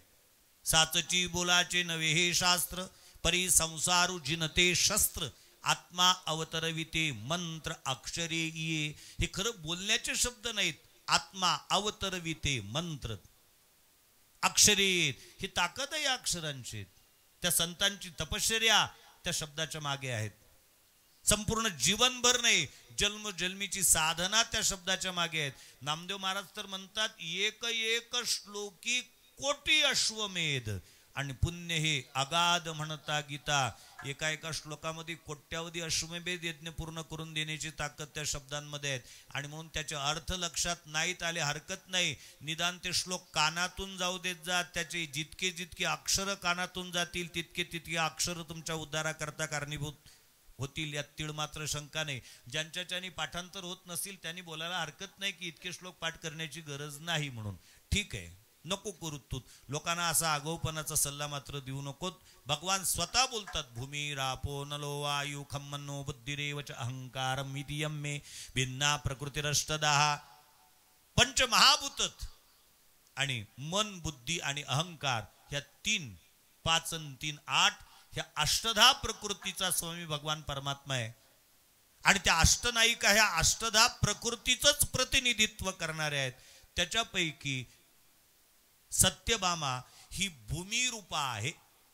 आणि भूमिरूपा असणारी सत्यभामा देवाने सोबत याच्याच करता घेतलीत, कारण हा भूमिपुत्र आहेत आणि हिच्या मुखातून जोपर्यंत शब्द निघत नाहीत तोपर्यंत तो मरणार नाही, म्हणून त्याला सोबत घेतलेले आहेत.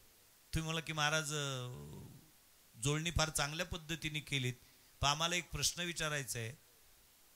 कुठली आई स्वतःच्या मुलाला मारा म्हणत असतेत का? आणि म्हणत असेल तर ती आई तरी म्हणून घेण्याच्या लायकीची असतेत का? या प्रश्नाचं उत्तर देईल मी तुम्हाला. प्रत्येकच घरात उतार वयात पिता पुत्राचे भांडणं होत असतात. कोणतंच घर त्याला अपवाद नाही. फक्त इमानदारीने परमपूजनीय शुभदास महाराजच्या शब्देवर माझ्या प्रश्नाचं उत्तर तुम्हाला तुमच्याकडून अपेक्षित आहे. प्रत्येक घरात उतार वयात पिता पुत्राचे भांडणं होत असतात. आणि त्या पिता पुत्राचे भांडणं झाल्यानंतर त्या घरातील ज्येष्ठ स्त्रीने नेमका कोणाकडून भाग घ्यावा, पतीकडून का पुत्राकडून? संख्येने तुम्ही जास्त आहात. कोणाकडून भाग घ्यावा, पतीकडून का पुत्राकडून?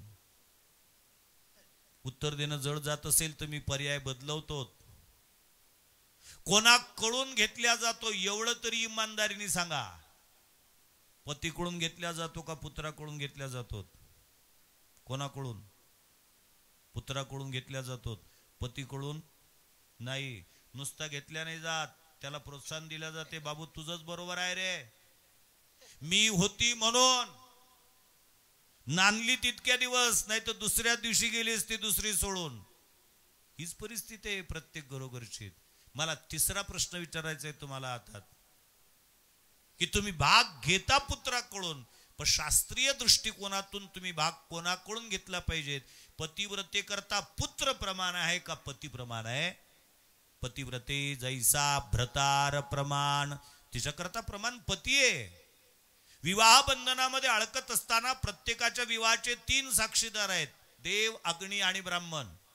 आणि या 3 साक्षीदाराला साक्षी ठेवून प्रत्येकाने 3 प्रतिज्ञा केलेल्या आहेत. धर्मेच अर्थेच कामेच नातिचरामी नातिचरामी नातिचरामी. धर्माचरण, अर्थाचरण आणि कामाचरण तुझ्या पूर्व परवानगीशिवाय करणार नाही, असे आश्वासन एकानी नाही एकमेकाला दिलेले आहेत.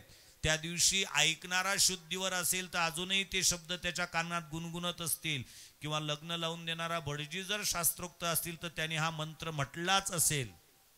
एकमेकाला वचन दिलेले आहेत. आणि म्हणून मग पतिव्रते करता प्रमाण पुत्र नाहीये, पतिव्रते करता प्रमाण पती आहे. आणि या नियमाचं आम्ही उल्लंघन करून आम्ही समर्थन पुत्राचं करतो. किती दुर्दैव आमच्या कुटुंब व्यवस्थेचं. उतार वयामध्ये 2 पोरांच्या हिशेवाटी होतात. संपत्तीची समान समान वाटणी केल्या जाते. नवल नाही हो, 50ला 50 त्याला, एक घर याला, एक घर त्याला, 2 बैल याला, 2 बैल त्याला दिल्या जातात. याच्यात नवल नाही. बुडा बुडीची सुद्धा वाटणी केल्या जाते. बुडा मोठ्याच्या याच्यात तर बुडी लहान्याच्या याच्यात. आणि त्याला तुम्ही समर्थन देता. शास्त्रीय मान्यता आहे का याला? मी काही दिवसापूर्वी वाचलं पेपरला, कातरून ठेवलाय मी माझ्याकडे. म्हातारा याच्यात होता, म्हातारी त्याच्यात होती, मध्ये एक भिंत होती. म्हाताऱ्याला म्हातारीशी बोलावं वाटत होतं. मोबाईलची व्यवस्था नाही, काही नाही. म्हातारीची चावल लागली. म्हातारा स्टूलवर उभा राहून म्हातारीशी तिकडून बोलण्याकरता त्याने तोंड काढलं. इकडच्या पोराच्या लक्षात आलं, इतका ठोकला म्हातारा. अमरावतीला इरविन मध्ये भरती होता, मीच गेलो होतो भेटीसाठी. समर्थन केलं जातं या गोष्टीचं. पण सत्यभामादेवी धर्मशास्त्राच्या नियमाप्रमाणे वागणारे आहेत. सत्यभामादेवी विचार करतात इथं भांडणं पिता पुत्राचे आहेत. आणि पिता पुत्राचं भांडण लागल्यानंतर पतिव्रतेनी भाग कोणाकडून घ्यावा, तर पतिव्रतेनी पतीकडून भाग घ्यावा, पुत्राकडून नाही. आणि म्हणून मग त्या ठिकाणी सत्यभामादेवी सांगतात, देवा मारा याला. मारा याला म्हटल्याबरोबर भगवंतांनी सुदर्शन चक्र सोडलं. भौमासुराचा वध झाला.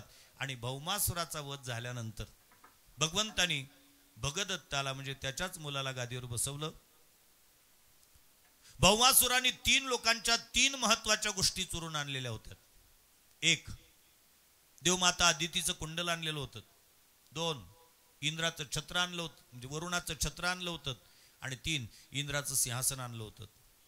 भगवंतांनी त्या 3ही वस्तू ताब्यात घेतल्यात आणि तिघांच्या सुपूर्त करून दिल्यात. देवमाता अदितीचं कुंडल देऊन टाकलं, इंद्राचं सिंहासन देऊन टाकलं, वरुणाचं छत्र देऊन टाकलं. आणि भौमासुराच्या कैदेतील त्या स्त्रियांना सोडवण्याकरता भगवान परमात्मा तिथे गेलेत. आणि तिथे गेल्यानंतर त्या स्त्रियांना भगवान सांगतात, स्त्रियांनो, मुलींनो, आजपासून तुम्ही मुक्त आहात. आजपासून तुम्ही तुमच्या इच्छित गंतव्य स्थानाकरता जाण्याकरता मोकळ्या आहात, बंधनातून सुटलेल्या आहात. असं ज्यावेळेला भगवान बोलतात त्यावेळेला त्या स्त्रियांनी हात जोडलेत आणि रसा रसा रडायला लागल्यात. मराठीतला एक वाक्प्रचार आहे, त्यांनी तो वाक्प्रचार जणू काही म्हटला की काय कोणाष्टोक देवा तुम्ही आम्हाला सोडून आगीतून काढून फोपटात घातलंय. घटना 5,500 वर्षापूर्वीची आहे, 2024 मधली नाहीये. आणि 5,500 वर्षापूर्वी भौमासुरासारख्या दुर्दांत राक्षसाने ज्या मुलींना पळून आणलं, त्या मुलींना भगवंतांनी मुक्त केल्यानंतर त्या मुलींचा स्वीकार तत्कालीन समाज व्यवस्थेत कोण करणार होतं? ज्या कालखंडामध्ये शारीरिक नाही मानसिक व्यभिचाराला सुद्धा मान्यता नव्हती. माता रेणुकेचा शिरच्छेद करण्याचा आदेश जमदग्नीने परशुरामजीला दिल्याचा उल्लेख आहे. का दिला होता? शारीरिक व्यभिचार होता का शास्त्री महाराज? नाही, मानसिक व्यभिचार होता. फक्त गंधर्वाची जलक्रीडा पाहते झाडाच्या आड उभी राहून आणि मानसिक दृष्ट्या व्यभिचार घडलात. जमदग्नीला सहन झालं नाही. मग ज्या कालखंडात मानसिक व्यभिचार सहन करण्याची मानसिकता नव्हती, त्या कालखंडामध्ये भौमासुरासारख्या दुर्दांत राक्षसांनी पडून नेलेल्या ज्या काही मुली आहेत, कोण स्वीकार करणार होतं त्यांचं? त्यांच्यासमोर 2च मार्ग होते. एक, आत्महत्या करणे, नाहीतर दुसरा वेश्या व्यवसाय करणे. याच्या पलीकडे तिसरा कुठलाच मार्ग त्यांच्या समोर नव्हता.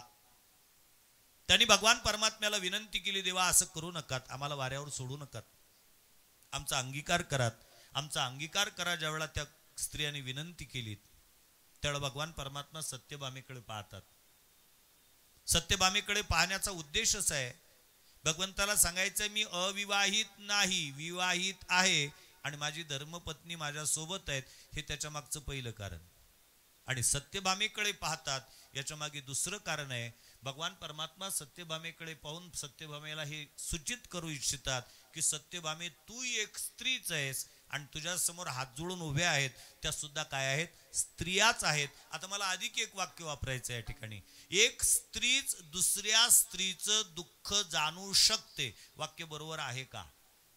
शास्त्री महाराज तुम्ही नका सांगू, तुमचा विषय नाही तो त्यांचा विषय आहे. एक स्त्रीच दुसऱ्या स्त्रीचं दुःख जाणू शकते, बरोबर आहे का? वाक्य बरोबर आहे. पण मला दुसरा प्रश्न विचारायचा आता. जाणू शकते या वाक्याला प्रमाणित केल्याबद्दल धन्यवाद. पण मला दुसरा प्रश्न असा विचारायचा आहे, जाणू शकते की जाणते?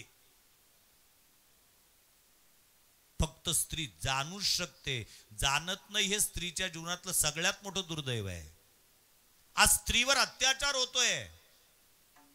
मोठमोठ्या सभांमध्ये त्याच्यावर वाचा फोडल्या जात आहे. स्त्री संघटना उभ्या राहत आहेत. स्त्री जातीवर होत असणाऱ्या अन्यायाला आता आम्ही वाचा फोडणार आहोत. स्त्री जातीवर होणारा अन्याय आम्ही सहन करणार नाही. ठीक आहे, चांगली गोष्ट, आपलं समर्थन आहे.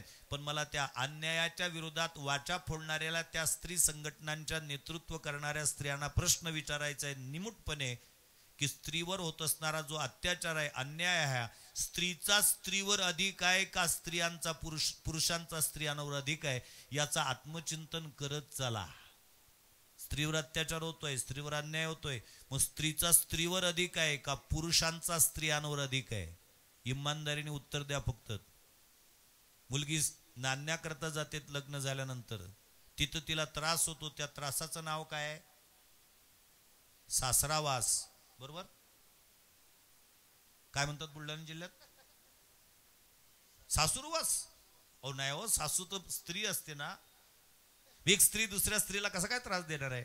शब्द बदलत जा. सासूरवास आहे तो, सासरावास नाही. कबुली देतात तुम्ही. एखादी स्त्री हुंडाबळी ठरते, जाळल्या जाते. पेपरची बातमी वाचा, कोणाकोणाचे नाव असतात. पहिल्या नंबरवर नाव सासूचं, दुसऱ्या नंबरवर ननंद. फार मोठं व्यक्तिमत्व असतं त्या घरातलं. अर्थपूर्ण शब्द आहे. जिला नांदायचा अनुभव नाही अशी जी ती ननंद. ती जोपर्यंत नांदायला जात नाही तोपर्यंत वहिनीला कधीच होऊ देत नाही आनंद. तिचंच नाव ननंद. अर्थपूर्ण शब्द आहे. सासू अर्थपूर्ण शब्द आहे हा. जे दिवसातून निदान 6 वेळा तरी सुनीच्या डोळ्यातून आसू पाडते, ते सासू दिवसभर करत असते. सुनेचे दोष पाहण्याचं सूक्ष्मदर्शक यंत्र नाम सासू. मला त्याच्यापेक्षा चांगलं यंत्राचं नाव आठवलं नाही म्हणून सांगितलं, कारण आमच्या डोळ्यांनी जे दिसत नाही ते सूक्ष्मदर्शकाखाली घातलं की दिसते. परंतु हे इतकं सूक्ष्मदर्शक यंत्र असते की त्या सूक्ष्मदर्शकाखाली तरी आहे तेच दिसते, याच्यात तर नाही तेही दिसते. इतकं सूक्ष्मदर्शक यंत्र असते ते. सासू, ननंद, आणि मग या बैलाचं नाव टाकावं लागतं. हा आजारी नसेल कदाचित, पण टाकलं जातं त्याचं नाव त्याच्यामध्ये. किती पंचायत होतो आज. मला इमानदारीने उत्तर अपेक्षित आहेत. मी आज थोडंसं मालपानी सरांनी मला थोडा वेळ बाळून दिलात आणि मी अगदी तुमच्याशी मिळतं जुळतं काहीतरी चर्चा करावीत. कथा तर बरेच दिवसाच्या करतोय, पण त्याच्यातून काहीतरी निघालं पाहिजेत हा एक विचार करतोय. आमच्या घरामध्ये मुलगाही असतो आणि मुलगी असते. फक्त इमानदारीने सांगा, त्या घरातली आई सर्वाधिक प्रेम मुलावर करते की मुलीवर? मुलावर करते.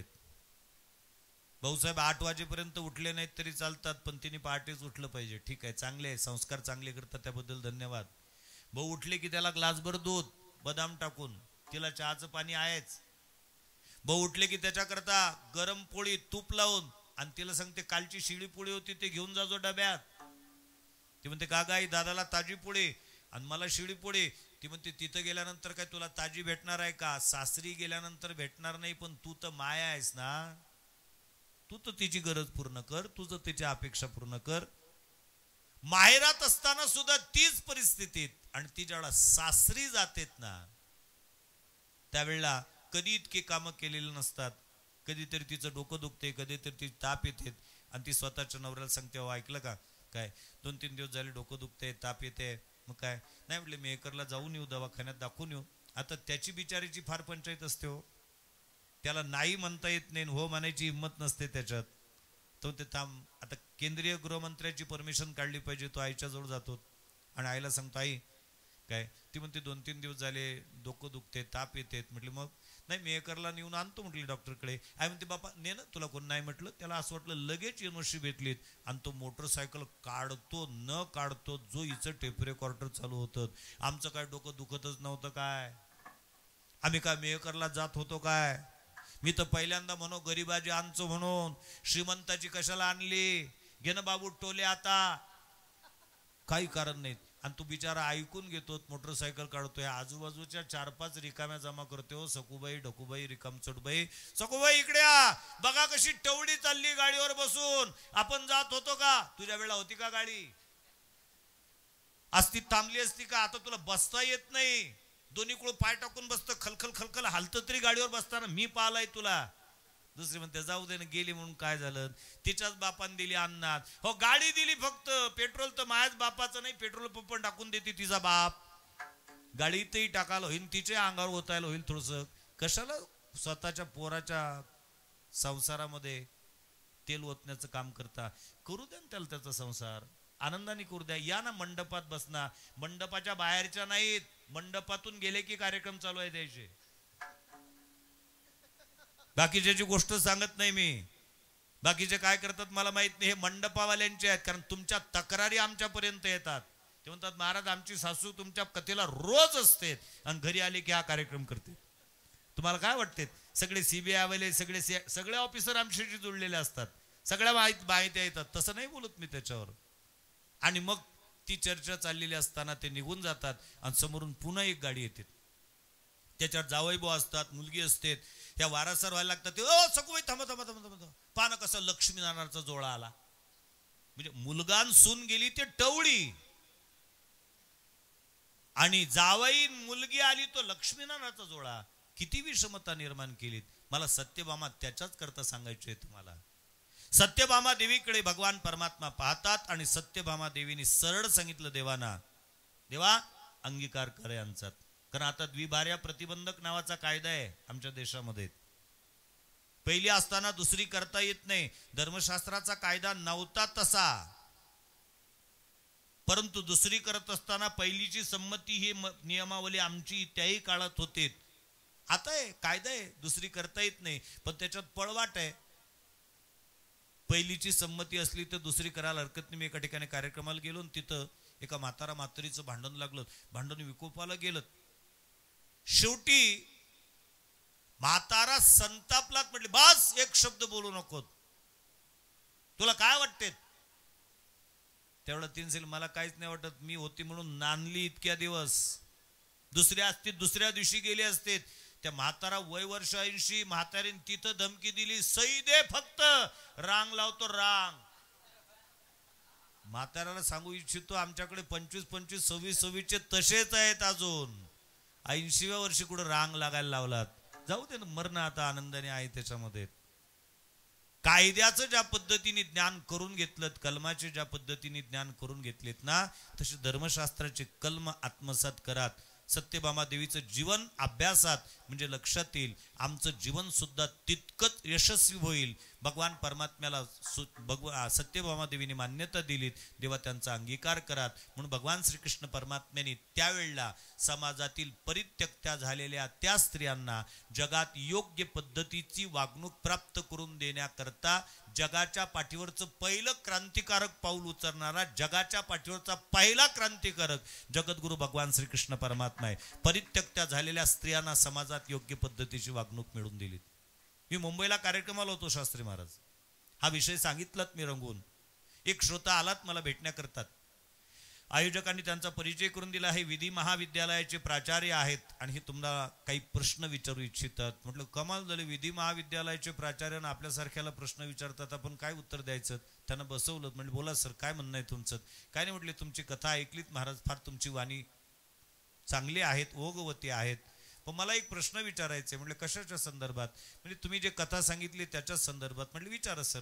नाही म्हटले, भगवान श्रीकृष्ण परमात्म्याने 16,100 कन्यांसोबत विवाह केला, याच्या बाबतीत तुमचं मत काय? म्हटलं मी कथेतून मांडलंय, तुम्हाला काय म्हणायचंय? नाही म्हटलं, हे योग्य केलं का अयोग्य केलं?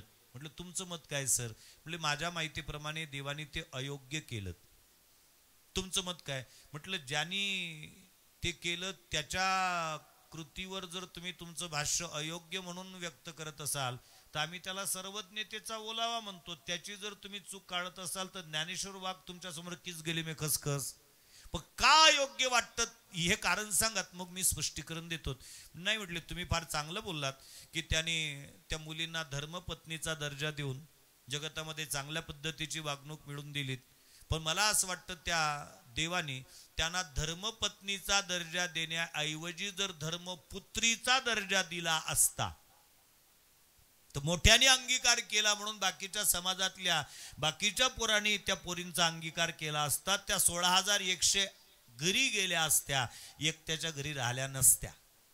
आता त्याची ती विद्वत. आता विधी महाविद्यालयाचा प्राचार्य म्हटल्यानंतर प्रश्नच नाही. मी त्यांना सांगितलं, म्हटलं सर जाऊ द्या, भागवतातला विषय आहे तो, भागवतात जाऊ द्या. त्याला असं वाटलं महाराज हारला वाटते. त्याला कुठं माहित असते साधू 12 घाटाचे पाणी पिऊन आलेले असतात. म्हटलं सर जाऊ द्या, भागवतातला विषय आहे तो, आम्हाला सांगावंच लागतं. पण तुम्हाला मुलं वगैरे किती आहेत? म्हटले महाराज 2 मुलं आहेत. लग्न झाले का मुलांचे? म्हटले नाही महाराज लग्न नाही, शिक्षणाच्या पोटी ते मागच राहिलं, यावर्षी करायची इच्छा आहे. आणि दोन्ही मुली जर सापडल्यात योग्य तर एकाच मांडवामध्ये दोघांचे करून टाकूत. म्हणजे चांगली गोष्ट आहे सर, एखादं स्थळ सांगितलं तर चालेल का?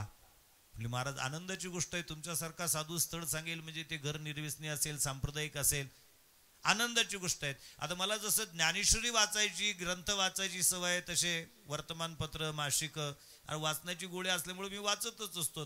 नेमकं तिथे एक मासिक माझ्या वाचण्यात आलं होतं. त्या मासिकामध्ये मुंबईचे तत्कालीन उपायुक्त गोरा खैरनारांची मुलाखत होती. त्यांनी राजीनामा दिलात उपायुक्त पदाचा आणि एक त्यांनी स्वयंसेवी संस्था स्थापन केलीत. आणि धारावी नावाच्या झोपडपट्टीमध्ये पापाचरण वेश्या व्यवसाय करणाऱ्या मुलींना त्यांनी त्याच्यातून काढलं आणि स्वतःच्या पायावर उभं केलं. कोणाला मशीन काम, कोणाला मेहंदी काढणं, कोणाला मेकअप करणं, कोणाला हे वेगवेगळे कामं शिकवलेत आणि त्या स्वयंपूर्ण बनवल्यात. आणि त्यांनी त्या मुलाखतीमध्ये असं एक वाक्य टाकलं होतं की आज रोजी माझ्याकडे साधारणतः 30 ते 40 अशा माझ्या मानस कन्या आहेत. कृपा करून समाजातील समाज सुधारकांना मला विनंती करावीशी वाटते की ज्या पद्धतीने मी त्यांना मानस कन्येचा दर्जा दिला, समाजातील समाज सुधारकांनी पुढे येऊन त्यांचा सून म्हणून स्वीकार करण्याकरता पुढाकार घ्यावा. अशा पद्धतीचं त्यांचं ते वाक्य होतं. तर ते मी मासिक काढलं आणि त्यांच्या पुढे टाकलं. म्हटले सर अनायसे खैरनार सर आमचे मित्रच आहेत, आमच्यासोबत बऱ्याच आंदोलनामध्ये असतात, जाऊ आपण तिथं. एक नाही 2 मुली एकाच वेळेला भेटतील, दोन्ही पोराचे लग्न आपणच आपल्या भागवताच्या रुक्मिणी स्वयंवरात लावून टाकू. ते 3 फूट कुदलं जाग्यावर. त्यांचे महाराज तोंड सांभाळून बोला, विधी महाविद्यालयाचा प्राचार्य आहे पठ्ठ्या, आणि माझ्या पोराकरता तुम्ही त्या धारावी झोपडपट्टीतल्या पोरी ज्या गोरा खैरनारांनी काढल्यात त्यांच्यासोबत विवाह करायची भाषा करता, अक्कल आहे की नाही तुम्हाला? म्हटले सर माफ करा, माझा तसा विचार नव्हता, पण तुम्हीच आता बोलले होते की भगवान श्रीकृष्ण परमात्म्याने त्या मुलींना धर्मपत्नीचा दर्जा देण्याऐवजी धर्मपुत्रीचा दर्जा दिला असता तर समाजाने त्यांचा स्वीकार केला असता. असे हे प्रगल्भ विचार मला तुमच्याच मुखातून आता ऐकण्याकरता मिळाले होते. म्हटले योग्य व्यक्तीशी चर्चा केली म्हणून प्रस्ताव ठेवला. त्यांनी कानच धरले. म्हटले महाराज भगवान कृष्णाचं बरोबर आहे. म्हटलं भादरू नको आता याच्यानंतर, चूक काढण्याची लायकी नाही तुझी. भगवान श्रीकृष्ण परमात्मा आहेत, ते सर्वज्ञतेचा ओलावा भगवान श्री ज्ञानोबा आहे त्यांना म्हणतात, आणि त्याची चूक काढायला बसलेले आहेत.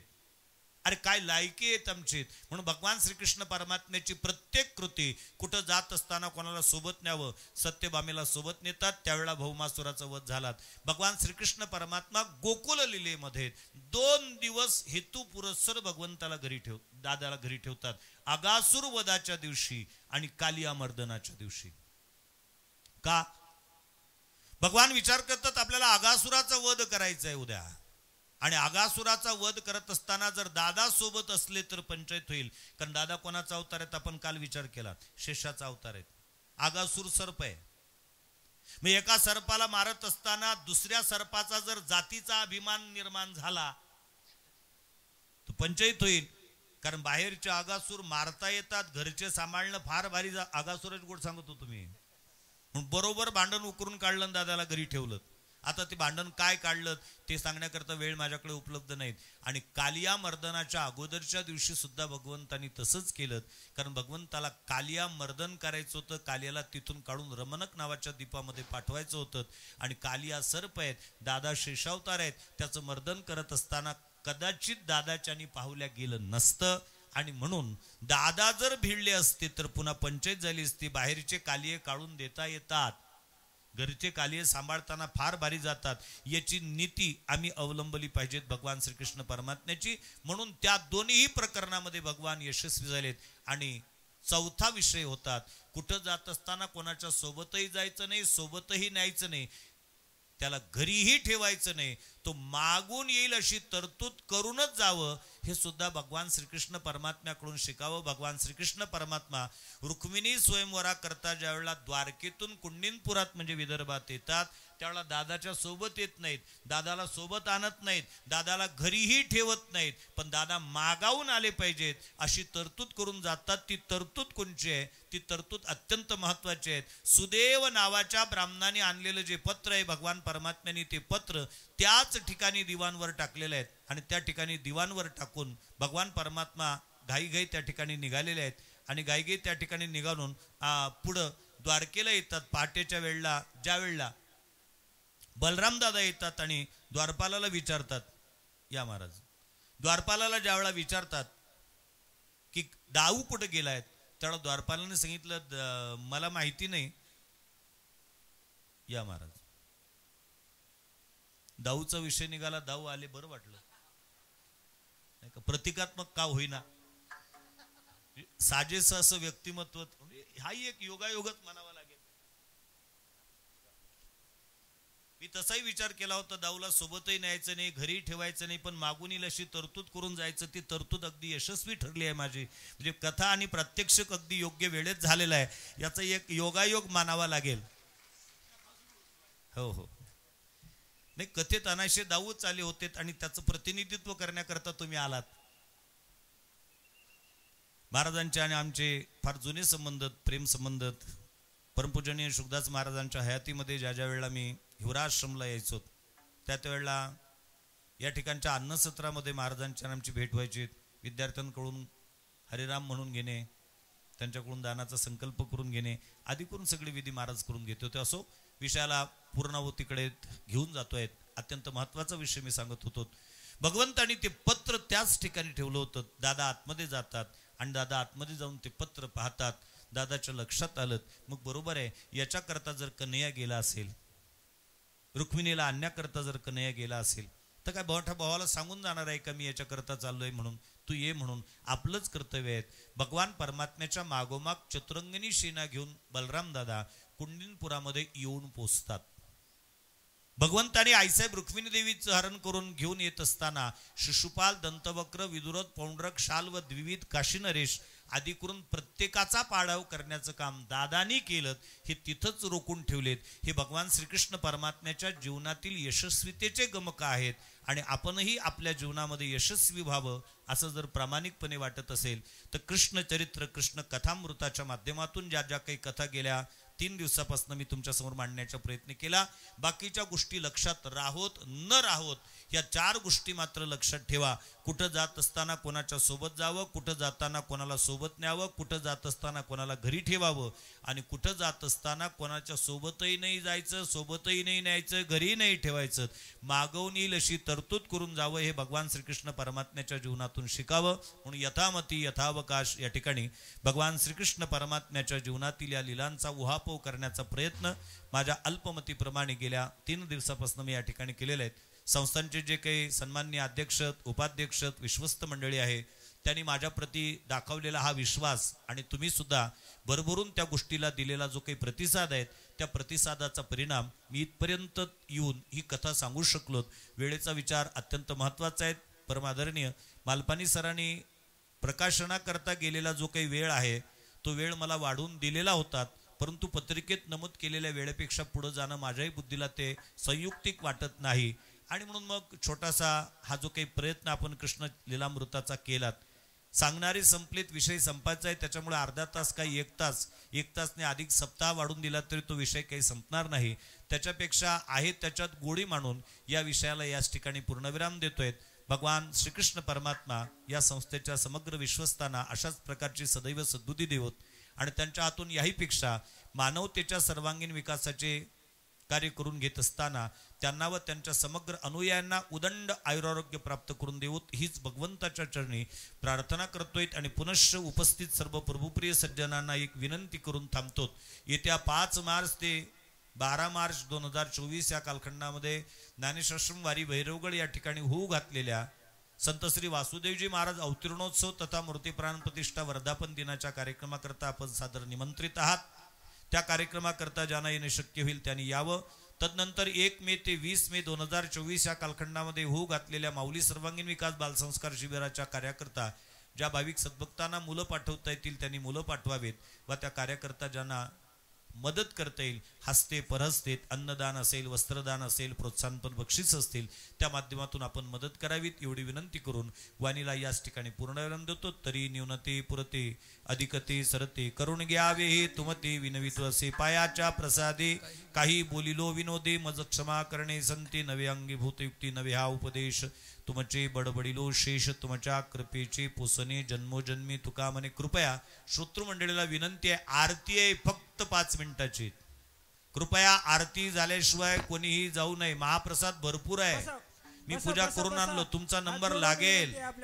चिंता करण्याचं कारण नाही. त्याच्याकरता मला सरांनी वेळ वाढून दिला तरी मी वेळेच्या पुढे गेलो नाही. कृपया संबंधितांनी याची नोंद घ्यावी. शंभू चरित्रकार पुंडली खबरदार विठ्ठल श्री ज्ञानदेव तुकाराम माऊली ज्ञानेश्वर महाराज जगद्गुरु तुकाराम महाराज की जय. समर्थ सद्गुरु श्री गजानन महाराज की जय.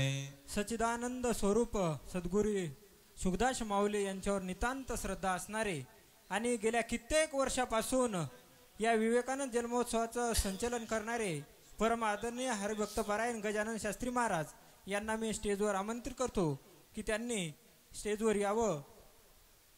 यानंतर आरती होईल. कृपया आरती झाल्यानंतरच आपल्याला जास्त वेळ नाही बसायचं. महाराजांनी मुद्दाम थांबवलेला आहे. बसा प्लीज बसा.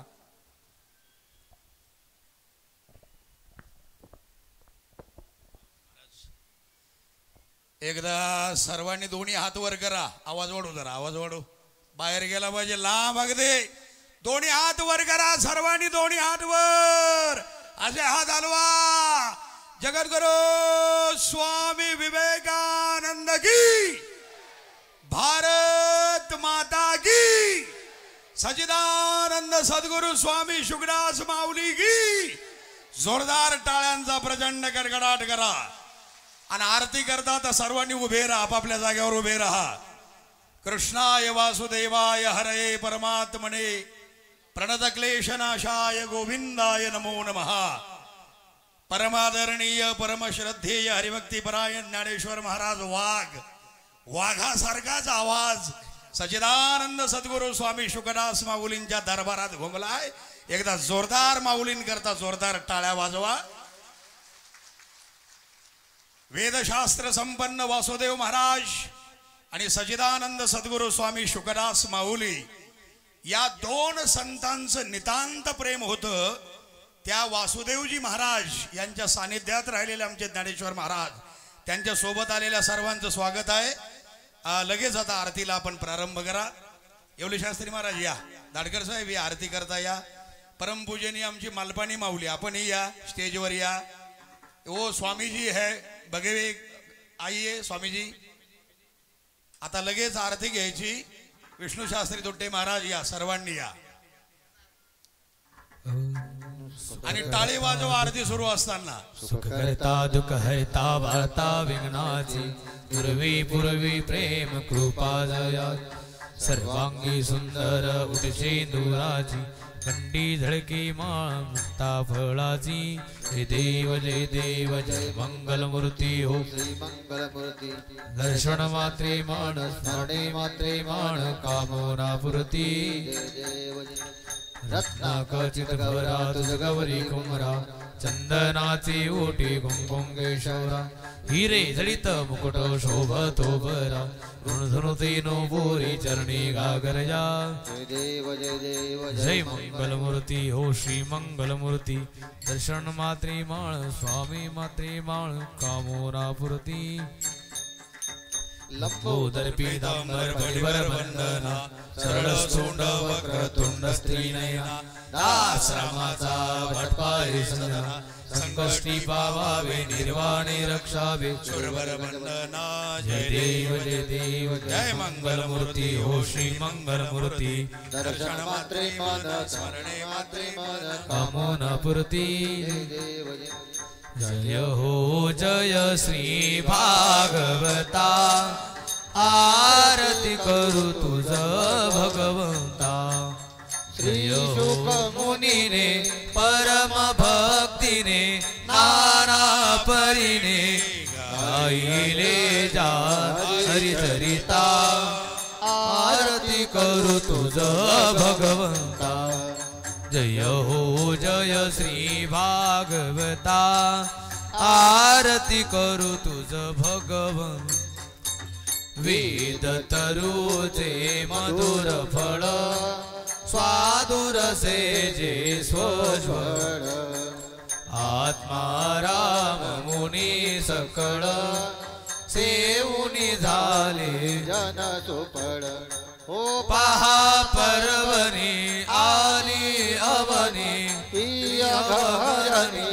भवजल तरणी ती पतिता आरती करू तुझ भगवं जय हो जय हो जय श्री भागवता आरती करू तुझ भगवंता येथे व्यासाची वाणी सार्थक हरी गुण गावोनी शास्त्र पुराणे मुकुट मनी परम प्रेमामृत मृत जननी हो सहज सेविता भाविक भक्ता उदार दाता मोक्ष तत्वता देहाता आरती करू तुझ भगवंता जय हो जय श्री भागवता आरती करू तुझ भगवंता गमते जनु मानस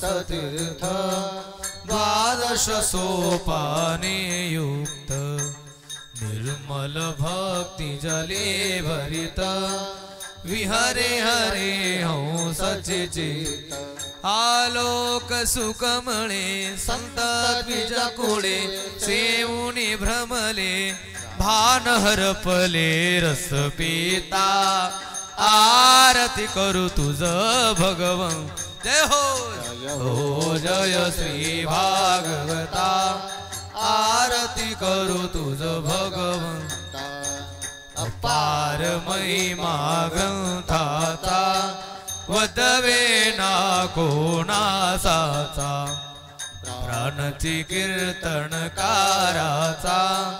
मेवा कविवर संता आज अनुभोधाचा स्वयंप्रभेचा द्वादश कळीचा अभियंतरीचा तमहरता आरती करू तुझ भगवंता जय हो जय श्री भागवता आरती करू तुझ भगवं ग्रंथ नवे हा श्री कृष्ण गीते वेदी मन पूर्ण अनन्य होता या शरण खचित टळे जन्म मरण त्रिताप जाती चिरई शांती नाथ ही वदती कृष्णपदी ठेवो माथा आरती करू तुझ भगवं जय हो जय श्री भागवता आरती करू तुझ भगवं हो आरती करू तुझ भगवंता काली कृतांकन वंदीन चरण डोळ्यान पाहीन रूप तुझे प्रेमी आलिंगन दी पूजन भावे वाळिंगन ढोल ढोपारक मै ढळ कुमाई ढोपारक कर्पूर करुणावत ओम हात जोडा सर्वांनी हात जोडा ओम यज्ञेन यज्ञमय चंद देवासानि धर्माणि प्रथमान्यासन ते हनागम महिमान सचंदयत्र पूर्वे साध्याः सन्ति देवाः ओम राजाधिराजाय प्रसह्य साहिने नमो वयं वैश्रवणाय कुबेराय वैश्रवणाय महाराजाय नमः ओम विश्वतश्च रूप विश्वतस्मात् संबाहुभ्यां धमति संपत्रैरद्यावा भूमि जनयन् देवैकः नाना सुगंध पुष्पाणि यथा कालोद्भवानि च पुष्पांजलिर्मया दत्तं गृहाण परमेश्वर दोन्ही हात वर करा नमः पार्वती पदये हर हर हर महादेव अवधूत चिंतन श्री गुरुदेव दत्त अनंत कोटि ब्रह्मांड नायक राजाधिराज योगीराज सच्चिदानंद सद्गुरु सेगाव निवासी संत श्रेष्ठ गजानन महाराज की समर्थ सद्गुरु स्वामी शुकदास माऊली की स्वामी विवेकानंद भगवान की भारत माता की अपने अपने माता पिताओं की गो माता की जोरदार टाळ्यांचा प्रचंड कडकडाट. परम आदरणीय परम पूजनीय आमचे आदरणीय हरिभक्तीपरायण ज्ञानेश्वर महाराज वाघ, ज्यांच्या वाणीमधून अतिशय गोड रसाळ अशा प्रकारचा आपण खऱ्या अर्थानं पूर्णावतार असलेल्या भगवान गोपाल कृष्ण परमात्म्याचं हे लीलाचरित्र ऐकलं. या ठिकाणी ज्ञानेश्वर महाराजांवर आमचं एवढं प्रेम आहे आणि स्वामी शुकदास माऊलींची एवढी कृपा आहे की येत्या रामनवमीला सुद्धा 4 दिवस आपल्याला हरिभक्तीपरायण वेदांताचार्य ज्ञानेश्वर महाराज वाघ यांच्या रामकथामृताचा आनंद घ्यायचा. एकदा जोरदार टाळ्या वाजवा. काय प्रेम आहे माऊली आपल्यावर. वा वा. आपल्या निमंत्रण दिले. आता आपल्या सर्वांना महाप्रसादाकडे जायचंय.